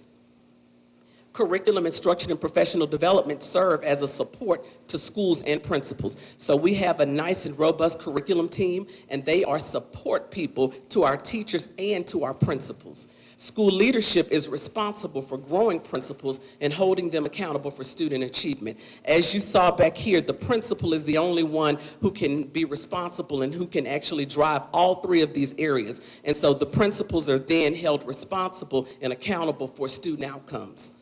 And then principals are also responsible for growing teachers and coordinating the necessary support for their growth. The next thing that we have in place is our reorganization of our school networks. We have 3 school networks, and inside of each of the networks, we actually have coaches. And these coaches actually serve as mentors and support for our teachers. They go out and provide support to our new teachers and any other teacher who needs instructional support. And I do want to bring to your attention Network 3. One of the things that we added this year is in Network 3, we actually have special education coordinators that we have added with existing funds. And so we have a math special ed coordinator, an ELA, a science, and a social studies who work collaboratively with the general ed coordinators so that they can go in and provide the necessary support so that our special ed students can actually matriculate through the courses and do well on their test as well.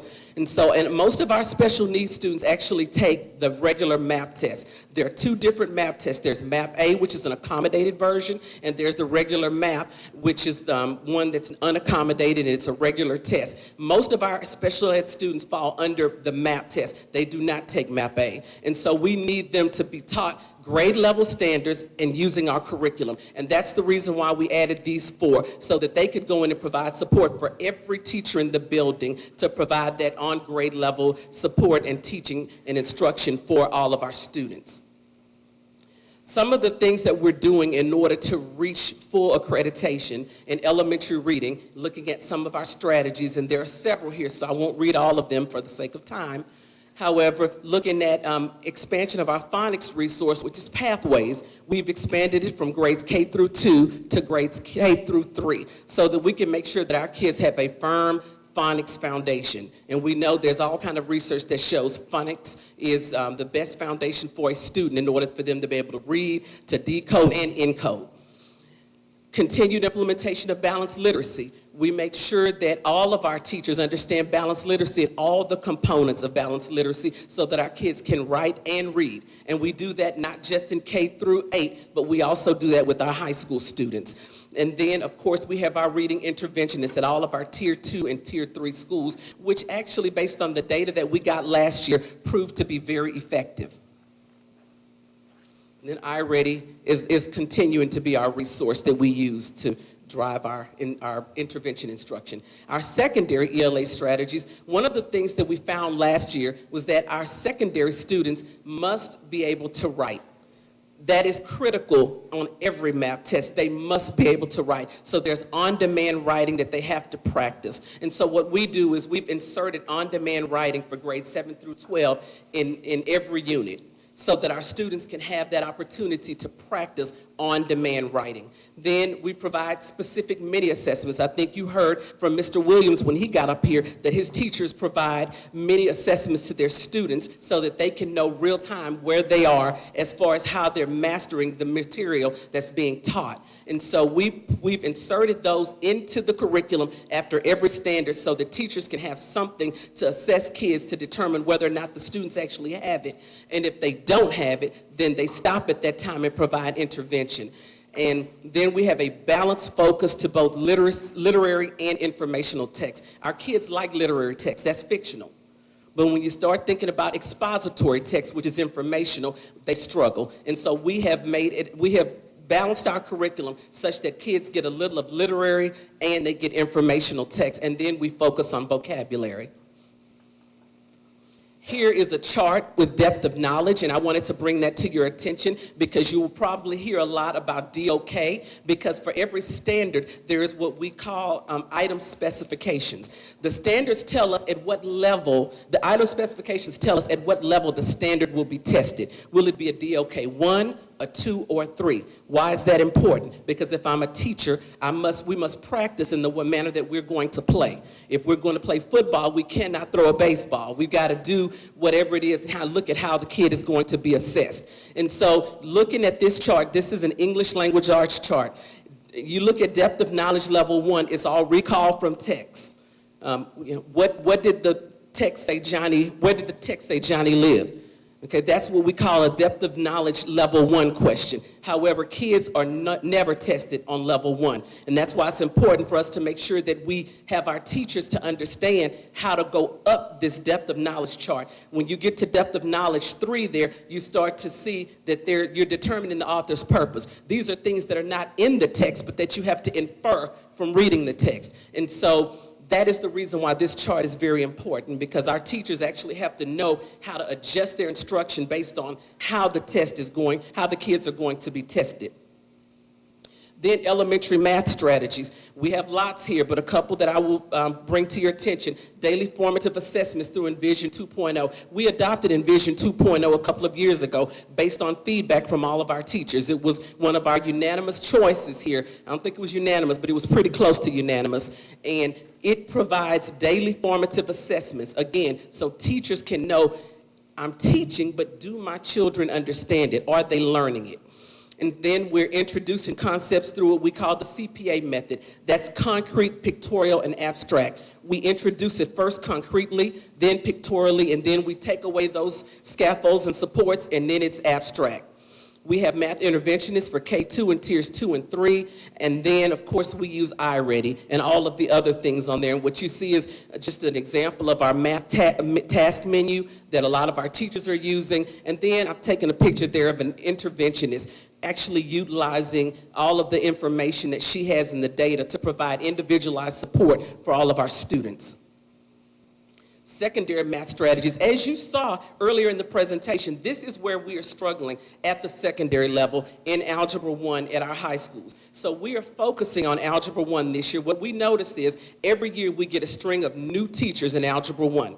And so what we did this year is we meet with our Algebra 1 teachers every month to go over the standards that they're actually teaching and how those standards will be assessed, and what needs to happen, and how to go through those standards and know how to teach your kids such that they can access the material. And the last one we had was the day before the Thanksgiving break, and I actually participated in that one, and it was really beneficial because we got a chance to really look at how it's assessed on MAP. Not the content, but the context. Our kids a lot of times know the content. They just need to know the context of how it will be assessed. And then we're making sure that our teachers understand the graphing calculator. Kids can use the graphing calculator on the test, and they should be able to access it and know how to utilize it for those questions that they need additional support. Again, here's the depth of knowledge chart in mathematics, where you see every standard, again, that's being tested has an item specification that has a depth of knowledge level. If I'm a math teacher, this is what I'm using. I'm looking at, okay, if this is the standard and it's being tested at depth of knowledge 3, I'm going down here and I'm looking at those verbs and I'm asking the right questions so that my children will be able to practice in the way that they'll be assessed. Elementary science strategies that we're using. We have now started dissections in grades 3, 5, 8 in biology. And then we do a lot of writing. When we figured out that the science test had a lot of writing, we began incorporating writing within our curriculum. And so you'll see our students doing a lot of writing in science. And then our Science Expo, which was a real hit last year, we'll be doing that again this year in April of 2020 for anyone who wants to be involved as a volunteer. Secondary science strategies, we have plenty, but one of the main things that we're looking at there is also the standards-based questions that are embedded throughout the curriculum. We're not making our teachers step aside and go find material, but we've actually embedded it in the curriculum so that everything is right there. It's a one-stop shop. And then state standards have been aligned with ACT standards, and those have all been included in the curriculum map. And our science coordinator has cohort meetings for 8th grade and biology PLCs at school sites, and he does that monthly to make sure that they understand these standards and how to teach the standards. Again, here's a depth of knowledge chart just for your own perusal whenever you feel like you want to go back and look over and get an in-depth knowledge around what depth of knowledge questions that need to be asked.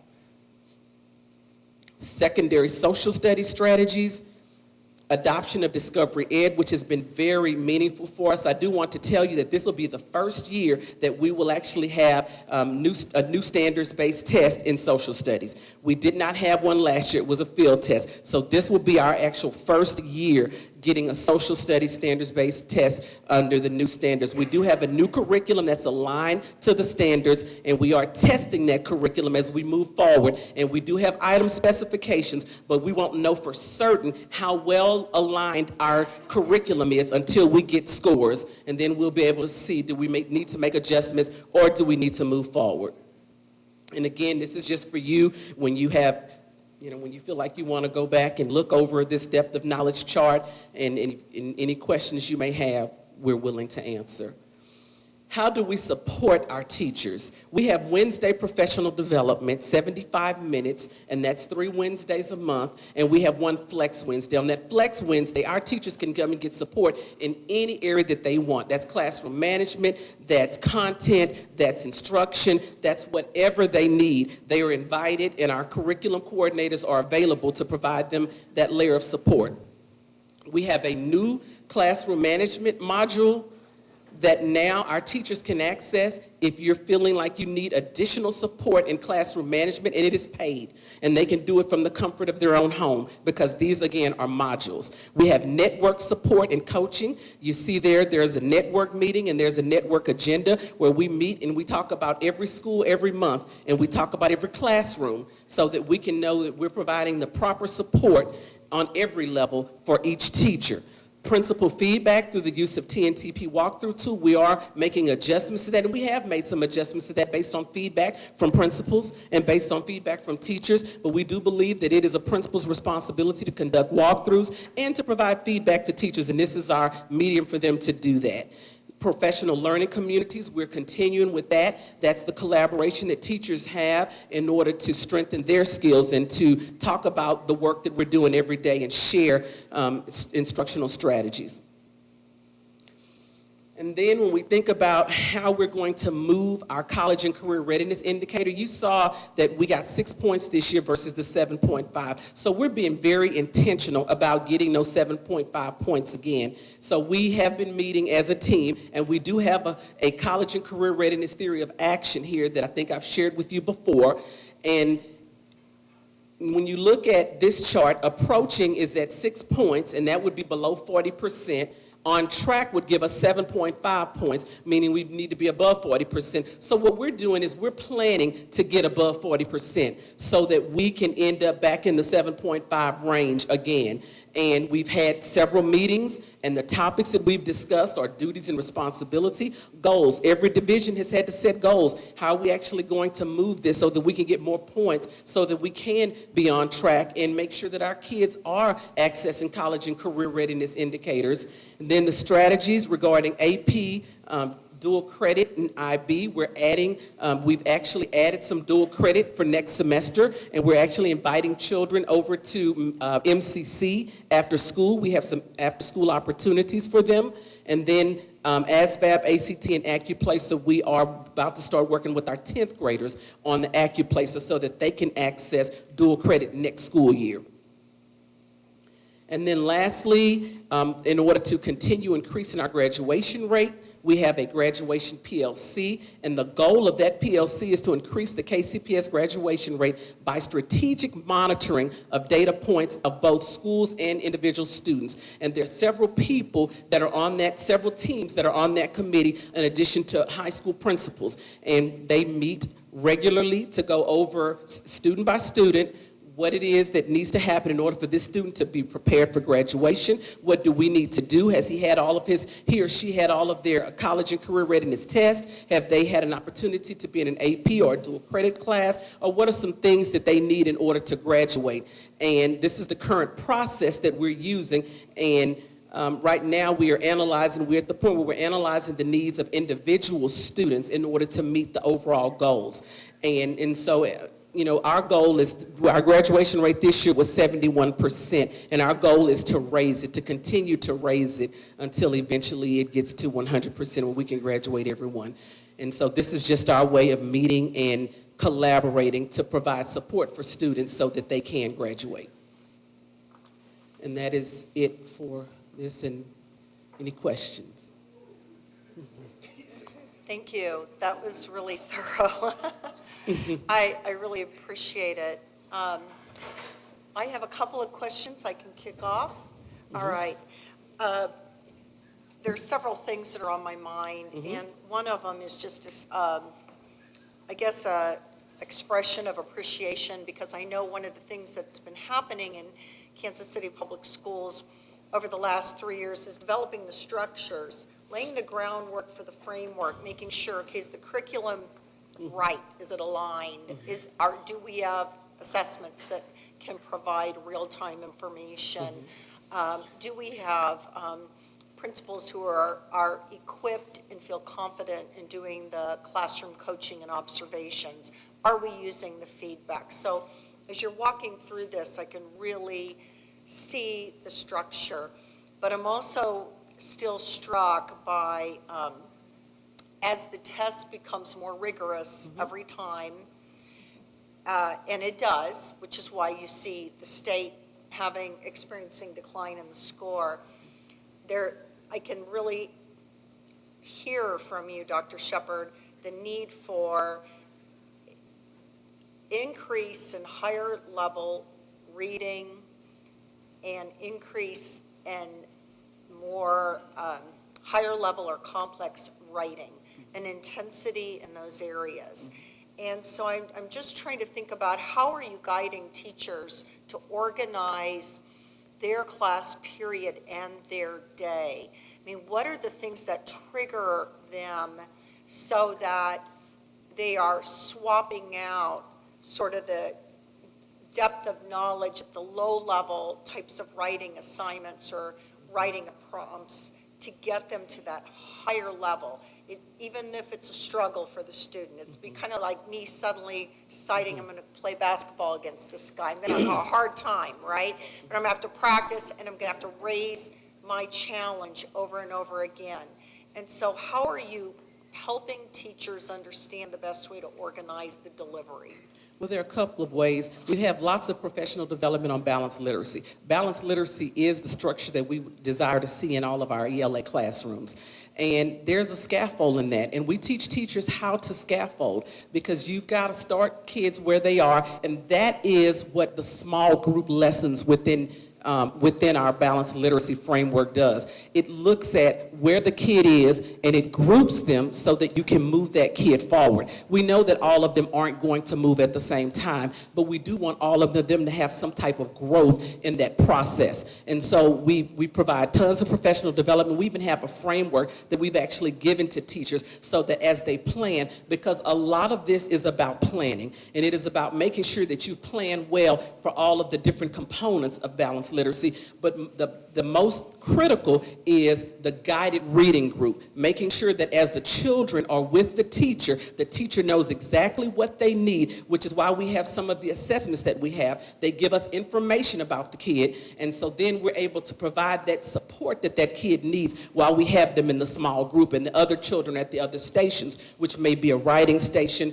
And then we also coach our teachers on giving writing, individual writing feedback during writing workshop. And so we have a lot of things that we train our teachers on so that they are prepared to deliver that type of instruction to our kids. And it has yielded results because we've never scored a 20 before. We've scored even higher this year in ELA than we did last year. We had a 19 last year and we got 20 points this year. So that shows that our students are growing as a result of us implementing this balanced literacy model, and all of the professional development that we've been able to provide is moving us in the right direction. It's about continued support and consistency in this area.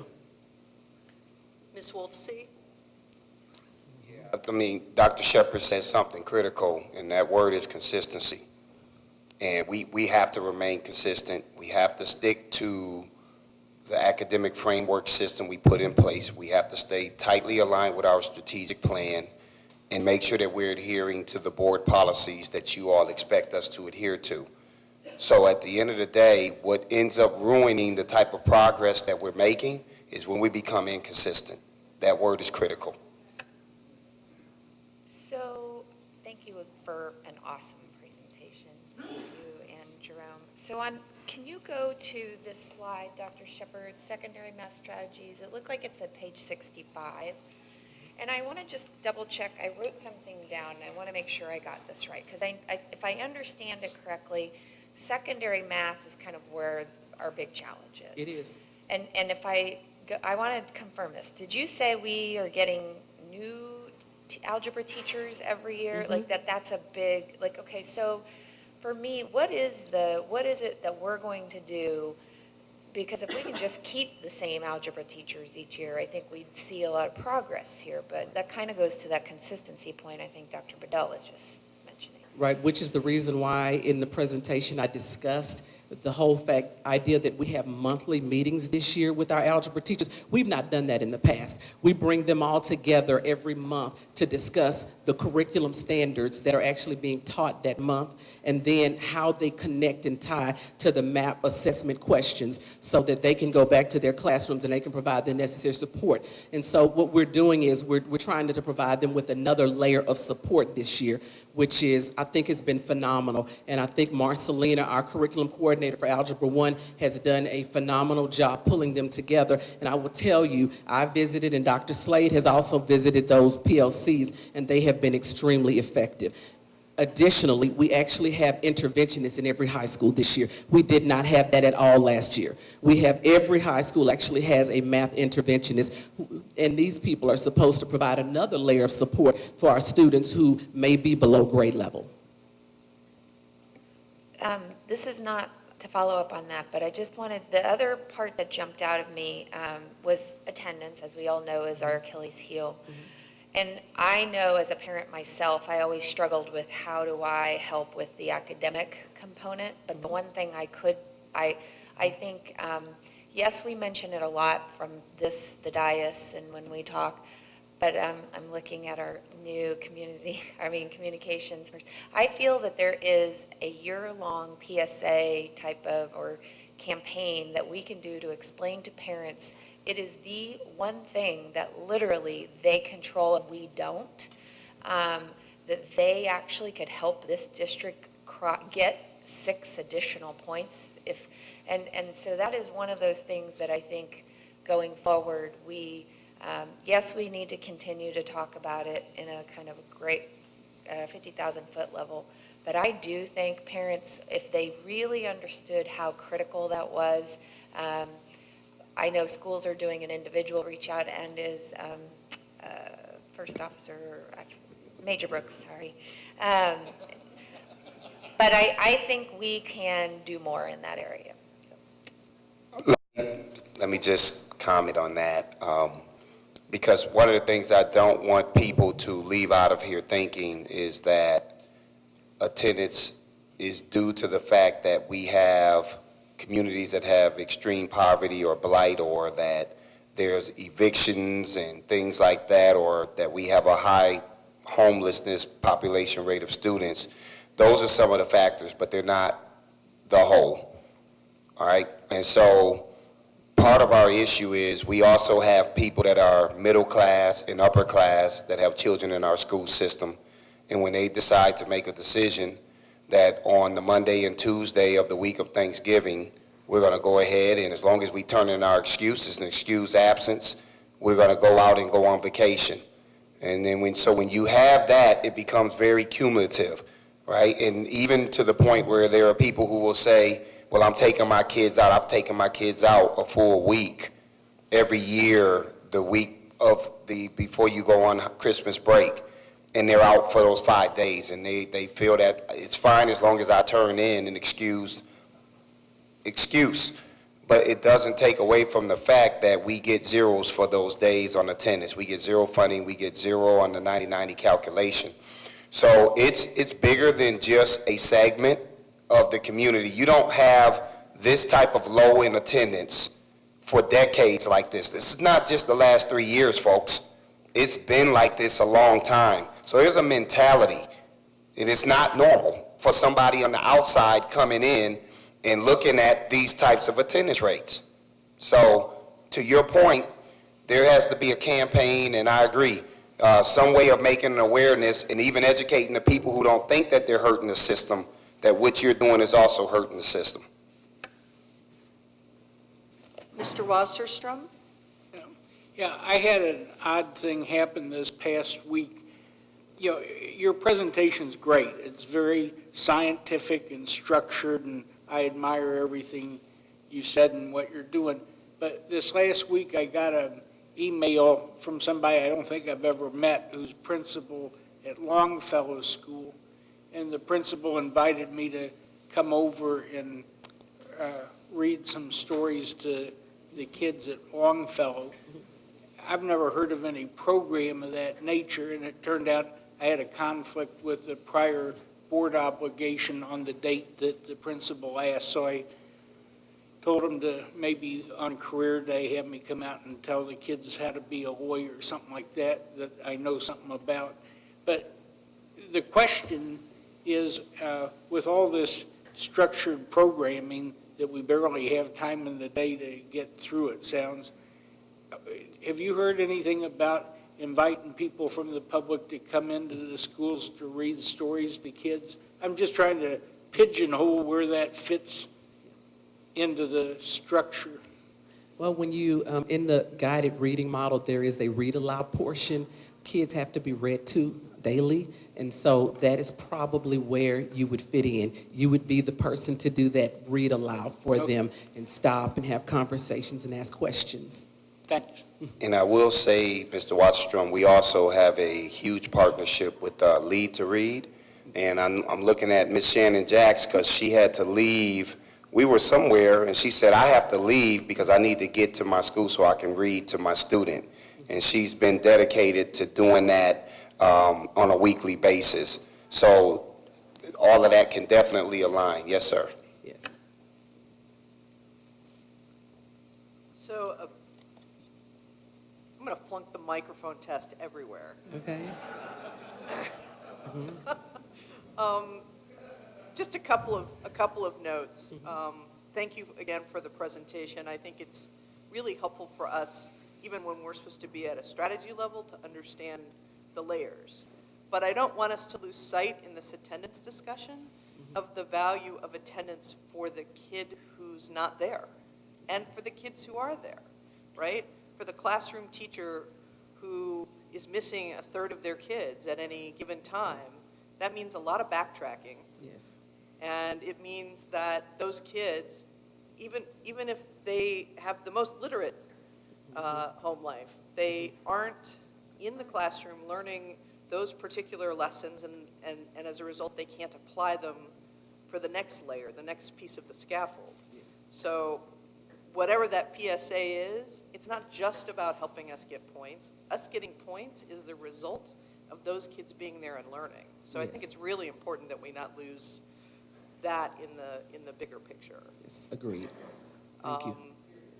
And I did have a second question, and I got on my soapbox and I forgot it. We'll go to Mr. Bark and then come right back to you. Kudos to you and your team. I have sat through a presentation like this at a different school system, and the gap was much wider. And the looming and impending implications of that gap were severely detrimental. And the person in your shoes smiled at me and said, oh, we'll figure it out when we get there. This right here is the legitimacy that anyone would ever want to know how we're going to get to full accreditation. And it is so thorough and in-depth that I tweeted about it. There's no question to how we get to where we're going. It's all right here. And no one can question this because of the in-depth work that you and your team have done. So kudos truly to you for that and for the integrity that you're maintaining of our district. Thank you. Thank you. Okay. Okay. It's on? It's on. Okay.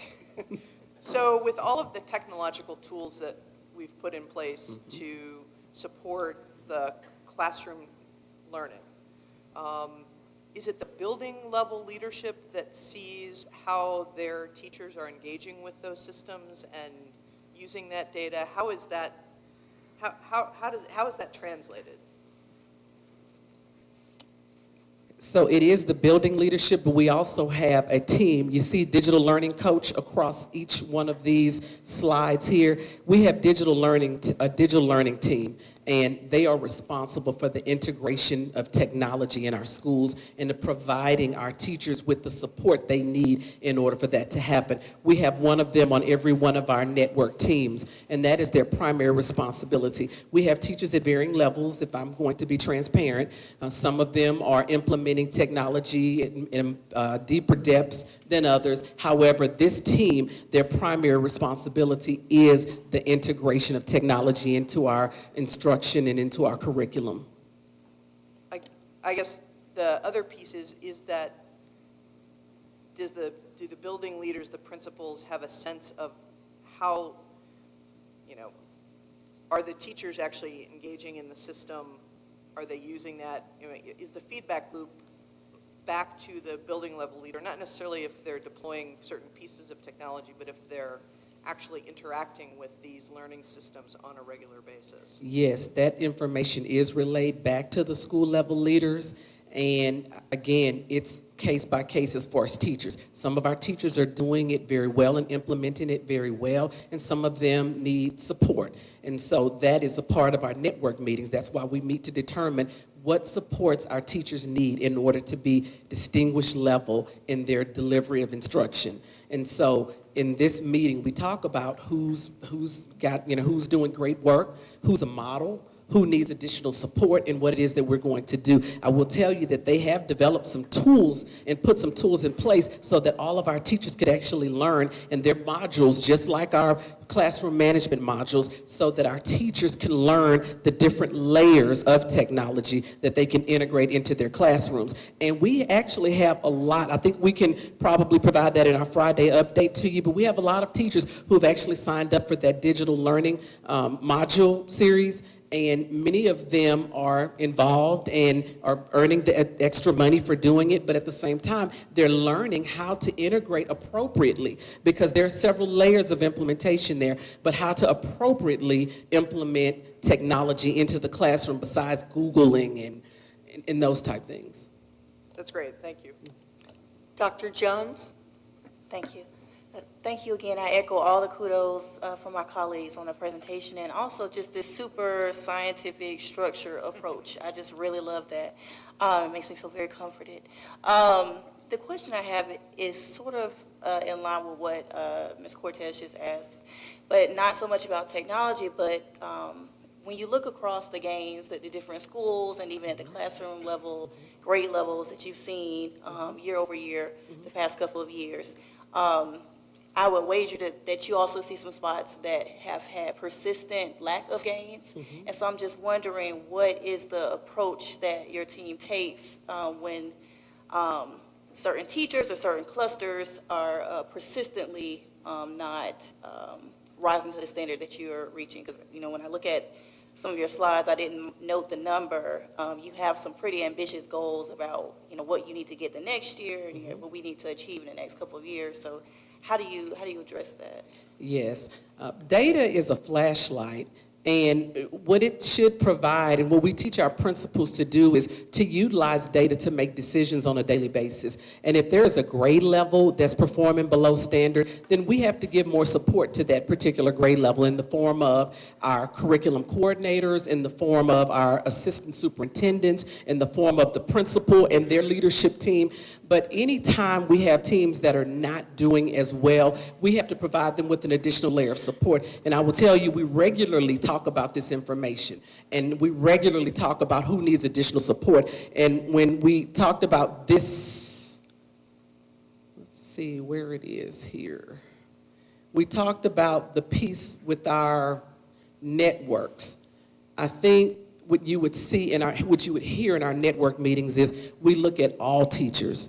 We look at all support. I mean, we have a tight agenda where we're able to go through all of our teachers, and we're able to say who needs additional support.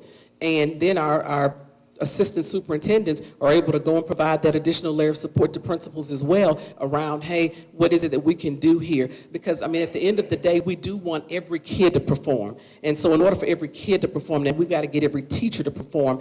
And when you look at our goals, they do seem lofty, but I will tell you, when a kid earns below basic, they get 1 point. When a kid earns basic, they get 3 points. So one thing we've challenged our schools is if you just move 20 children out of below basic, you go from 20 points for those kids to 60 points.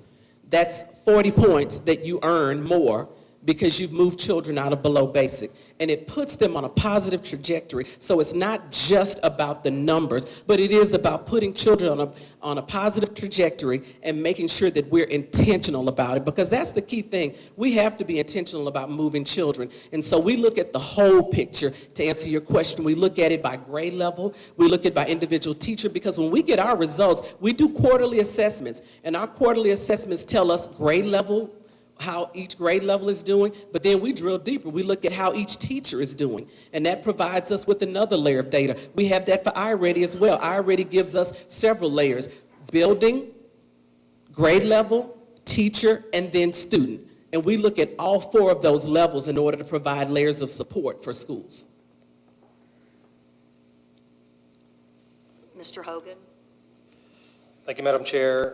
Mr. Williams, Dr. Shepard, thank you for the the incredible work, not just with putting a presentation like this together, but the stuff that you guys are doing day in and day out. And because it's super rare that I don't have a lot to say, I just wanted to say hello. Hello. So I'm not seeing any requests for additional questions. I do think that there's more that we'll want to know about, to Dr. Jones's point, how particular clusters of schools are performing. I think it'll be important for us to continue to get a sense of how that principal coaching and observations and continuous feedback is working, and then really, Dr. Bedell, as you continue to build out your strategies within this year, thinking about the kinds of strategies that we might employ for increasing attendance and what the board's role can be, other than being, actors and actresses in the next PSA. But we can, anything that we can do to support the attendance piece, because I do believe, I really hear what my colleague Ms. Cortez said. There's so much brain power and capacity that students miss out on, and by not being present. And it's not only them, but it's the children and classmates and the teachers too. It gets everybody off kilter. So any way that we can think more broadly about our strategies on attendance and how we might engage within our team, but external to our district. And let me make sure I understand. So you like to see school level data? We have that from the last MAP test, or Yes. what do you? Okay, that's not a problem. We can make sure that we include that in Friday our update or a future report. Sure. Thank you so much. With that, Dr. Bedell, back to you. All right, that concludes our board monitoring report. And I think at this point, we are ready to move to the next item, which is the audit report. And as you all know, that was adjusted on the agenda earlier. This will be a presentation to make sure that we are providing findings from our audit report to the community at large. Our board will take action on the actual report on the 19th of December. Good evening, board members and public. We are going to turn this right over to our auditors to present to you the results of the fiscal year 18-19 audit reports. Thank you. An auditor with IT skills. Oops. So we have two gentlemen with us this evening. I am tearing it up, aren't I? Two gentlemen with us this evening, Mr. Kevin Smith with RSM and Mr. Brian Welch with Welch and Associates. They're going to go over different components of the report, and as Dr. Bedell said, we'll let you take it home and digest it and send us questions and then come back to accept and receive the report next week. If you left your documents in the other room and would like for me to go get them so that you can follow along and tag pages, please just give me a little wave and I will go get those for you. And right now we'll let Mr. Kevin Smith get us started.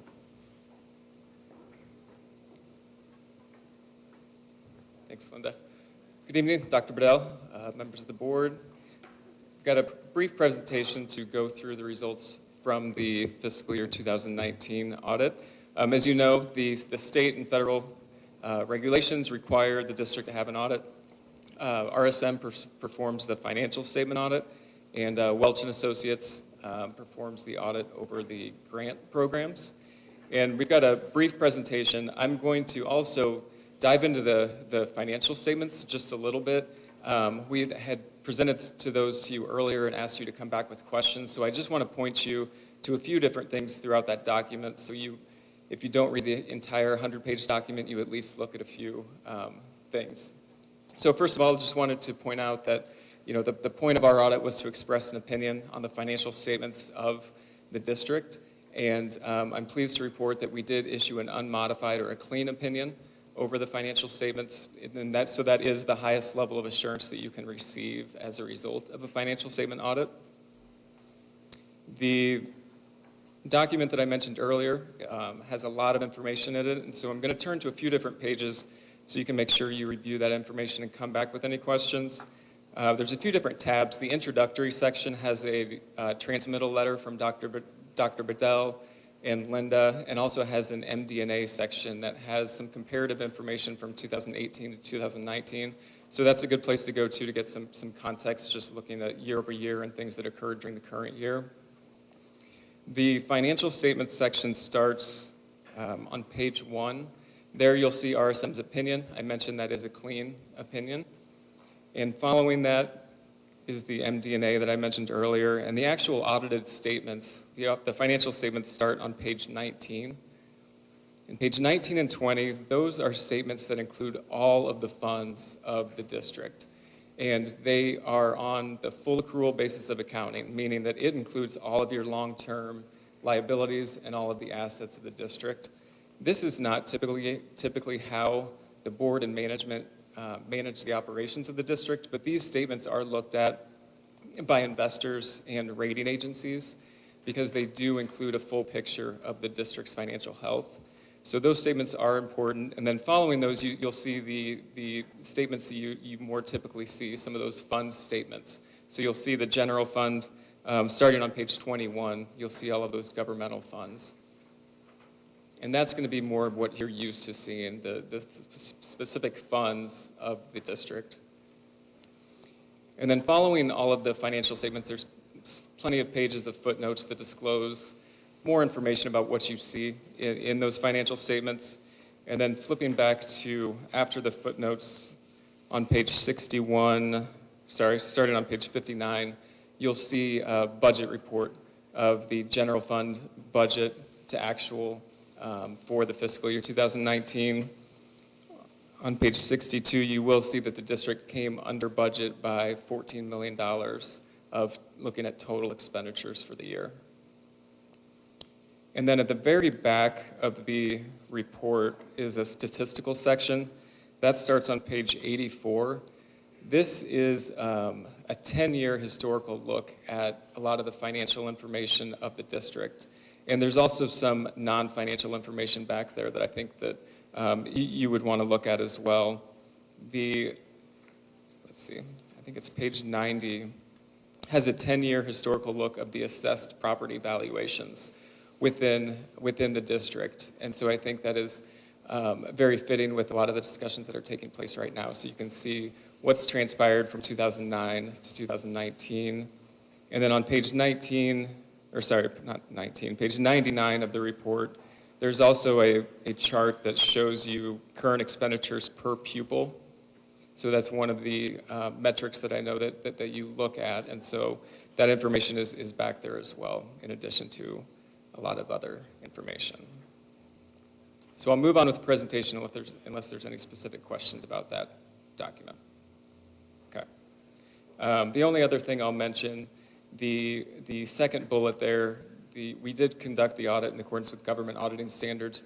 So we do issue a report over internal controls as it relates to financial reporting. We don't issue an opinion, but we do report back to you any sort of significant deficiencies and material weaknesses that we identified during our audit process, and we did not identify any of those to report back to you. And then I'm going to turn it over to Brian to go through the results of the federal grant audit.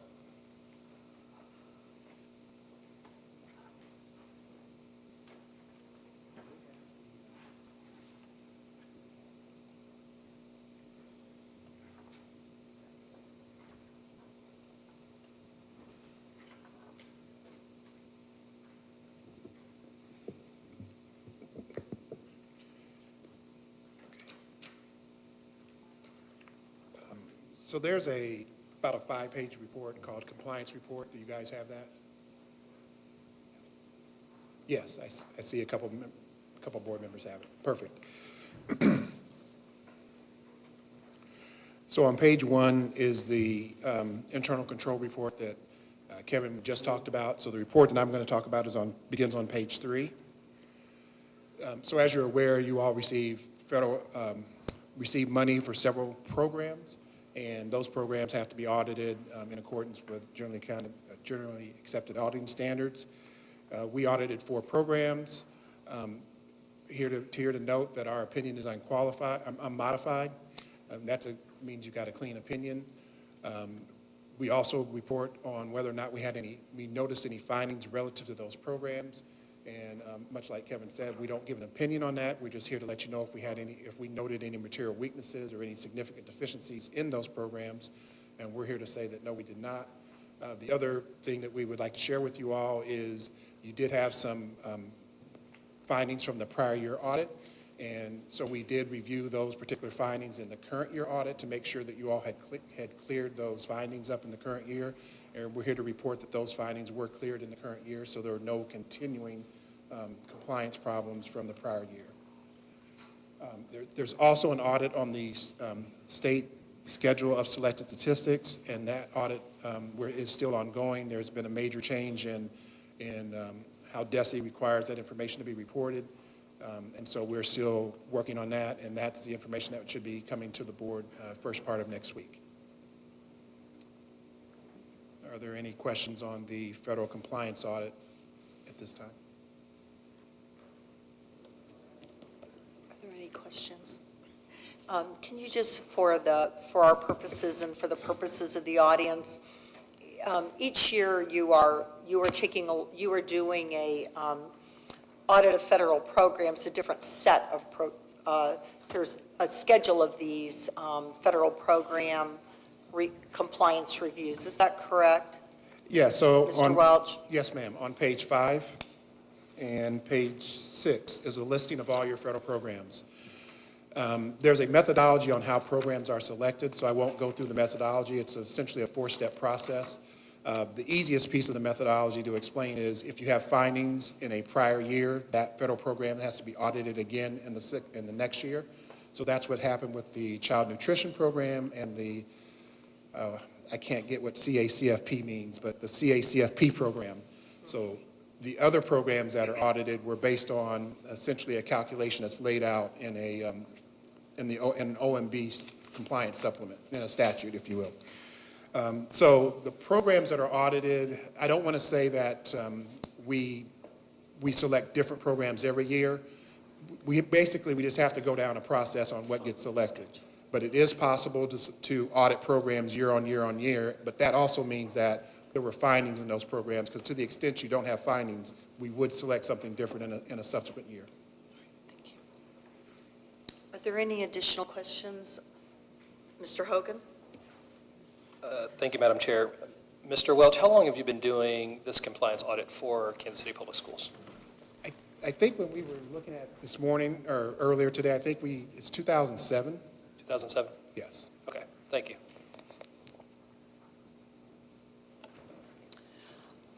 Seeing no additional questions, Superintendent Bedell, I believe it's in order for the board to take an action to delay consideration of the audit until December 19th. Do we need to do that at this? No. Okay. All right. Just checking, making sure I've got it right. Thank you.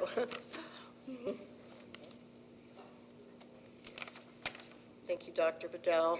The next item of business.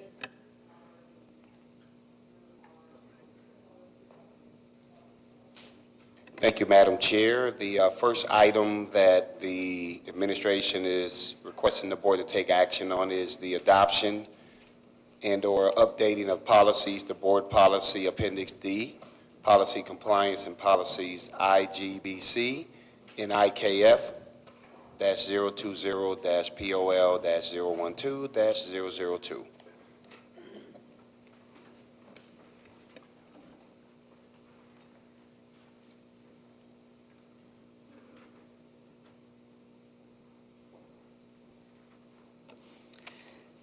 So it would be in order at this time to move the recommendation of the superintendent of schools for the board of directors to adopt updated and amended administrative policy IGBC and IKF that will be identified in the board policy manual Appendix D. May I receive a motion? Second.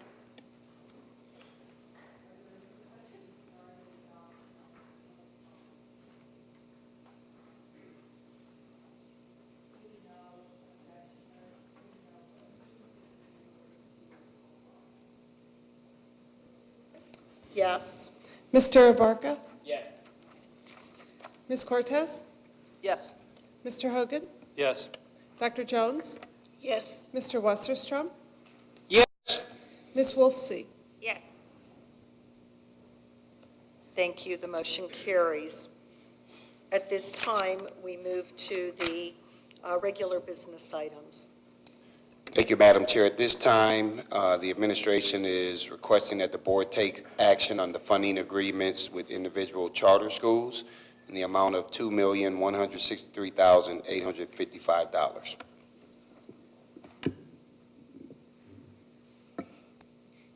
Good evening again. As we've been working collaboratively with our charter schools on this early discovery in the fiscal year relating to the 1920 state and local funding passed through to our charter schools, we knew, actually last year during our budget season, if you will recall, that this was a year where we were going to hit what I'm going to refer to as the tipping point related to this line of funding. In fact, we did budget a negative state revenue in our budget this year, planning on that. And so as we've had a great opportunity to work with our charter counterparts, a good collaborative process on this, it is a little complex, and some of the questions that we were getting around the MOUs and the calculations, we're just going to take a couple of minutes and bore you more with numbers and walk a little bit through that process to make sure we respond to the questions we were getting in advance. So why funding agreements now? As I said, this year is sort of that tipping point, and it relates to two components, the weighted average daily attendance and the local revenue piece. So this year, as we look every month at the projected amount due per weighted average daily attendance, DESE is projecting that the funding sources to KCPS from the foundation formula and the Classroom Trust Fund will be inadequate to fund that local pass-through to our charter counterparts. And you can see down there some weighted average daily attendance information. It shows that our charter schools are at just under 48% and the district just over 52%, which would kind of trigger, well, why is it an issue if the public schools WADA is greater than the charter school WADA? So we're going to look at that in a minute. But first, let's talk about weighted average daily attendance and what it is, just as a reminder. That's your average membership. We take an official account all schools do in the state of Missouri. In September, again in January, you average those together, and then you multiply it by the attendance rate that you determine at the end of the year. So as an example, 100 kids attending 95% of the time, schools don't get paid for 100 students, they get paid for the 95 students. So to the point earlier about that attendance impacts funding, this is exactly where that happens. Then to get the WADA number, you take a few of the specific counts in our special populations each year and add a weighting factor for those. We're going to look at that real briefly, but it is for our free and reduced lunch students, students with education plans, and students with limited English proficiency, And then additionally, any school that is offering summer school programs or has pre-K ADA up to the allowed 4%, that is accumulated on as well. And as you looked through these agreements in your packets, you saw that we talked about each payment would bring these factors in as they become solid and known throughout the year. So those weighting factors, free and reduced lunch, I'll walk through what that one is, and then you can see the other numbers. So basically, what happens in the threshold part of the formula is that the state says, on average, under the free and reduced category, we find that 31.42% of our children across the state of Missouri qualify as free and reduced. So for districts that have more than the state average, we're going to give you a little additional funding. That is 25% more funding for every child over that state average. And then you see that the IEP is 12.06 and LEP is 250. There's a specific count day, so we have counted LEP students, and the December students are counted the IEP students are counted in December, and then free and reduced is January. So again, as we work through these agreements with our charter schools, as we get those firm numbers in, then we will add those to the calculation and use them accordingly. So how weighting factors work, and I want to apologize at this late hour of the night for taking you through this exercise, but it was an important piece of some questions that I was getting earlier. So I have three schools there, us, Charter A, and Charter B. You see on the top line the total average daily attendance, and I think this is last year's. I used June of 19 information. So as we look down Kansas City Public Schools, our total ADA, including summer school, is 13,298 students. So remember, we've taken that average membership times attendance rate, and then we've added in our summer school portion. And then you see Charter A and Charter B. Free and reduced counts, those were those actual counts from this day in January last year. 12,441 for us, 232 for Charter A, and 507 for Charter B. So when we apply that threshold to each of those, you can see the number that you need, that required count is the number you need in order to get some additional weighting credit. So at Kansas City Public Schools, because we have a very high overall free and reduced, we get an additional credit of 2,066 ADA. Charter A didn't have any free and reduced students, and so they get 0 credit, but they didn't hit the threshold and come over it. Charter B gets credit for 82. And so each of these components, you see how that works, and that is the state formula's effort to try to provide additional resources for the schools that have kids of higher needs. So the district, most of the time when compared to our charters, is going to get higher weighting because we tend to serve higher numbers of those populations. So then what next? You take the total ADA, you add that weighting count, and for KCPS, it was just under 4,000 students, Charter A 0, Charter B 157. And then I've just shown you in the middle there what that average is.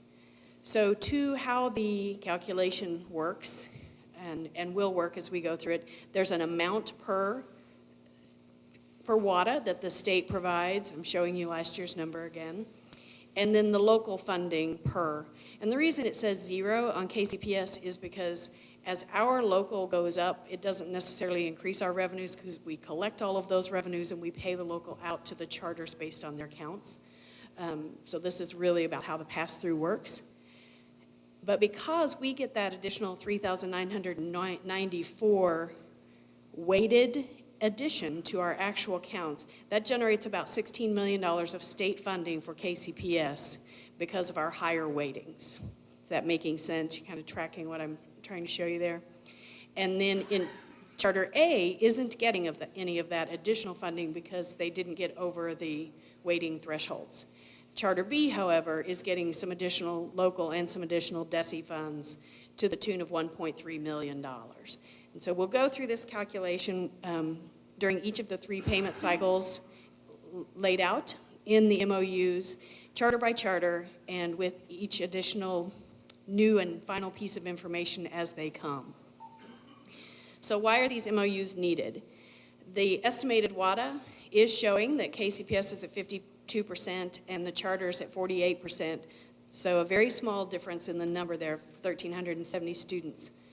The state funding, however, is at that roughly $4,000 per WADA, per the total WADA, not just the difference, and the local funding's right at just under $4,400. So the fact that the local funding amount is more than the state, even though those percentages are close on the WADA, is what's really driving the fact that the state doesn't have enough calculated revenue for the district to fund that local portion, because that $43.69 is paid on the total count. And that's why these MOUs are needed, and that's why this year we're experiencing this for the first time. So how did we estimate the cost?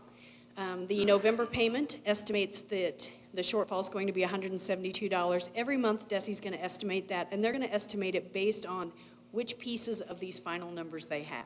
So in November, they now have September membership. They're starting to look at that. They've got one of those, they had the October count in there. These numbers will change every month until we get to July of next year, and we know actual final membership for everyone, actual final attendance rates, and that's why there are 3 payments, and that last one is in July of next year. When estimating the cost for you today of the $2.1 million that Dr. Bedell referenced, we used the charter's estimated WADA and $175, because we believe that probably will be fairly close to the final number. Those 3 payments will be made, as I've stated a couple of times, based on those actual numbers as they come to be. 3 payments, January 31st for the first 6 months of the year. March 31st, we'll give January through April, and then we'll basically hold back 2 months and get that to where after July, we've been able to get all of those final actual numbers, and we will pay anything that's owed to the charters. And if there's a big change in, we're going to be using last year's attendance rate throughout this calculation most of the time. If a charter sees a big change, either increase or decrease during the year, that'll give us time in July to catch that and settle it up with them. So that last payment will be 2 months and a settle up of any variance for those first 10 months of the year. As I stated, we did budget for this in our state revenue line, and the number currently, we have 18 of the 20 that you're seeing tonight, and there will be 2 more that we hope flow in next month, but we're certainly well within the amount that we budgeted at this point. Questions? Are there any questions? Okay. I have a question related to this. Given that this is something that we are undertaking, we will be responsible for these calculations, and this is work that you will be executing on behalf of our board of directors on behalf of the charter schools in Kansas City. Yes, and we offered and want to definitely send a copy of that calculation with each payment so that the charter schools can completely track where and how we're getting our numbers. Let us know if they see something different, but we will be doing that for 20 times 3 as we go. Great. Thank you for doing that. Next question, and our numbers are all verifiable via DESE, is that correct? Absolutely. Everything that will be used in the calculations will be directly pulled from DESE. It's all public information, and so while we'll be asking along the way for anything they think that might be unusual or differ from what we've been using, we'll always in the end be using final reference DESE available numbers. Mr. Barca? I just want to give you and the team kudos for the collaboration between charter schools. I was with Dr. Bedell last week and was on the phone with one of the CEOs, executive directors of a charter school, who called me and literally said, "What's the deal? Why are you guys doing this? What's the rub? How are you getting us?" And I literally said, "No, this is part of the collaborative opportunity that we are trying to take in this board and this administration to work with charter schools." So kudos to you and the full team, and that just goes to show that we're building these relationships with charter schools authentically, and we're fulfilling our word on our end of the deal too. Thank you. Seeing no other questions, it would now be in order to receive a motion to move the approval of the recommendation of the superintendent of schools to approve the individual funding agreements for the schools, which I will name momentarily, to fulfill Kansas City Public Schools' commitment to all students in the KCPS boundaries by voluntarily bridging the FY 2020 funding gap to charter schools based on the formula in section 160.415.4 in Missouri statute, and the calculation currently followed by DESE. The estimated cost of this decision is $2,163,855 and will be funded as budgeted as a contra revenue in state funding. The schools for which we are approving MOUs this evening are Academy Lafayette, Academy for the Integrated Arts, Allen Village School, Brookside Charter School, Citizens of the World Charter Schools, Crossroads Academy, De La Salle Education Center, Frontier Schools, Inc., Genesis School, Inc., Hogan Preparatory Academy, Hope Leadership Academy, Ewing Marion Kaufman School, Inc., Kansas City Girls Preparatory Academy, KC International Academy, Kip Endeavor Academy, Scuola Vita Nova, Lee A. Tolbert Community Academy, and University Academy. May I receive a motion? Second. Is there any debate on the motion? Madam Chair, one clarification. One clarification. So the other charter school that is eligible to potentially receive funds will just be on the next agenda? I believe we have one of those MOUs back now that will come on, and we're waiting on another. Okay, thank you. That would be the January business meeting. So with that, the secretary will call the roll. Ms. Manser? Yes. Mr. Abarca? Yes. Ms. Cortez? Yes? Mr. Hogan? Yes. Dr. Jones? Yes. Mr. Wasserstrom? Yes. Ms. Wolfsey? Yes. Thank you. The chair recognizes Dr. Bedell. Thank you, Madam Chair. Next item is the administration's action requesting that the board take action on the Hanover research agreement in the amount of $78,850.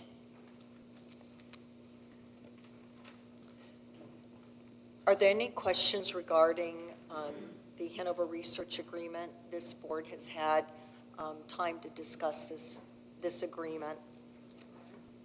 Seeing no questions, I will read the motion. Move the approval of the recommendation of the Superintendent of Schools to approve the agreement between Kansas City Public Schools and Hanover Research, an independent contractor, to conduct independent third-party market research services to provide quantitative and qualitative research about KCPS customers, competition, and our product. The scope of work that was outlined in the agreement stated in Exhibit A, with activities undertaken to achieve the outputs and outcomes specified in Exhibit B, and with all funds applied to the line items listed in the budget as attached as Exhibit C. The total agreement is $78,850. So moved. Is there any debate on the motion? All right. Hearing none, the secretary will call the roll. Ms. Manser? Yes. Mr. Abarca? Yes. Ms. Cortez? Yes? Mr. Hogan? Yes. Dr. Jones? Mr. Wasserstrom? Yes. Ms. Wolfsey? Yes. Thank you. The motion passes. The chair recognizes Dr. Bedell. Thank you, Madam Chair. The final business item that the administration is requesting action on is the Franklin renovation with Northwest Rogers Construction Company in the amount of $360,725. This is for the interior renovations of the Franklin building build-out. Thank you. Dr. Bedell, are there any questions on this proposed? Ms. Cortez? The question is probably for Ms. Quinley. Is this within the budget that the board has previously approved? This puts us exactly at the budget. We do have a couple of other items. However, we're going to bring you next month some change. Since we started the project, we have decided that it makes the most sense to also move child nutrition services to the operations center because we're going to get into full warehousing and create some efficiencies around deliveries and those kinds of things. Child nutrition services is going to need to fund a portion of build out for walk-ins and some of that. The total project will grow, but that will be work specifically for them that they're allowed to pay using their funds. But for what has been authorized to date by the board, we've just hit our budget. Thank you for that clarification. Are there any additional questions? Okay. Seeing none, the resolution is to move the approval of the recommendation of the superintendent of schools to approve the agreement with N.W. Rogers Construction Company for interior renovations at the Franklin Operations Center for a not-to-exceed amount of $360,725. Is there a motion? It is moved and seconded. Is there any debate on the motion? Hearing none, the secretary will call the roll. Ms. Manser? Yes. Mr. Abarca? Yes. Ms. Cortez? Yes. Mr. Hogan? Yes. Dr. Jones? Yes. Mr. Wasserstrom? Yes. Ms. Wolfsey? Yes. Thank you. The motion passes. The next item on our agenda is the approval of the consent items, items 1 through 24. It would be in order to receive a motion to approve the consent items. So moved. Are there any questions about the consent agenda? Seeing none, the secretary will call the roll. Ms. Manser? Yes? Mr. Abarca? Yes. Ms. Cortez? Yes. Mr. Hogan? Yes. Dr. Jones? Mr. Wasserstrom? Yes? Ms. Wolfsey? Yes. Thank you. The motion carries. This brings us to the conclusion of our agenda for this evening, and if there is no objection, the meeting will be adjourned. I am asking my board colleagues if they would please rejoin me for a brief additional executive session in open. Thank you. And a final note to James Elementary School. Thank you again for welcoming us in your school this evening. Thank you, Principal Williams, for hosting us and for a marvelous evening. We're delighted to be with you.